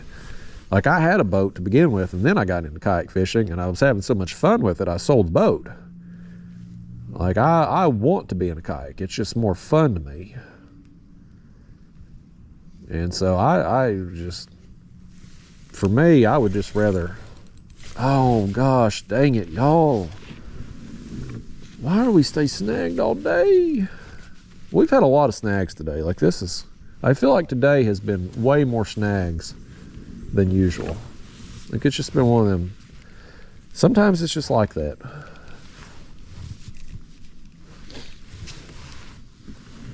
But yeah, I enjoy fishing out of a kayak. This is what I enjoy doing. I like doing it. I prefer interacting with people that prefer kayak fishing versus, you know, fishing out of a boat and stuff. I feel like I got more in common with them. More relatable. We pulled up that whole branch though, didn't we, by gosh? We got it back. I'm about one snag away from going home, y'all. I mean it. As it starts to rain a little again. If I get snagged again and just go home, it might save me from getting wet today, because that rain is eventually coming, the heavier rain and the storms and stuff. We've had a nice window of time here this morning. Get out here, just getting a little sprinkle here and there, not too bad. We stay out here long enough, though, we will get drenched. A snag may prevent that from happening.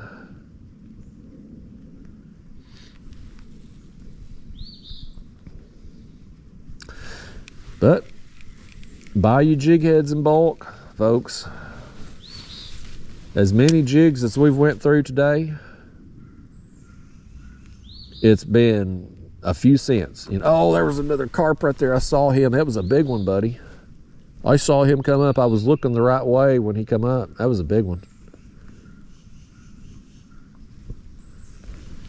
But you know, if we were bass fishing and we snagged a crankbait and broke off, man, them things, we'd have lost $10 today for every crankbait we lost. But these jigs,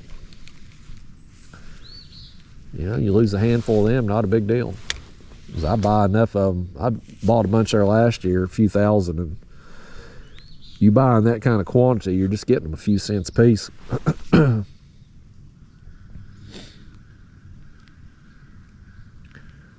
The Gulp's getting more expensive, although I'm stocked up on those too for the eternity.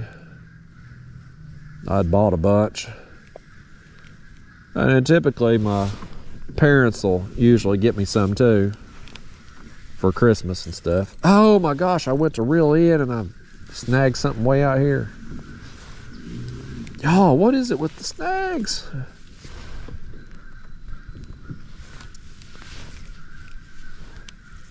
Even them crows up. You hear them crows over there laughing at me?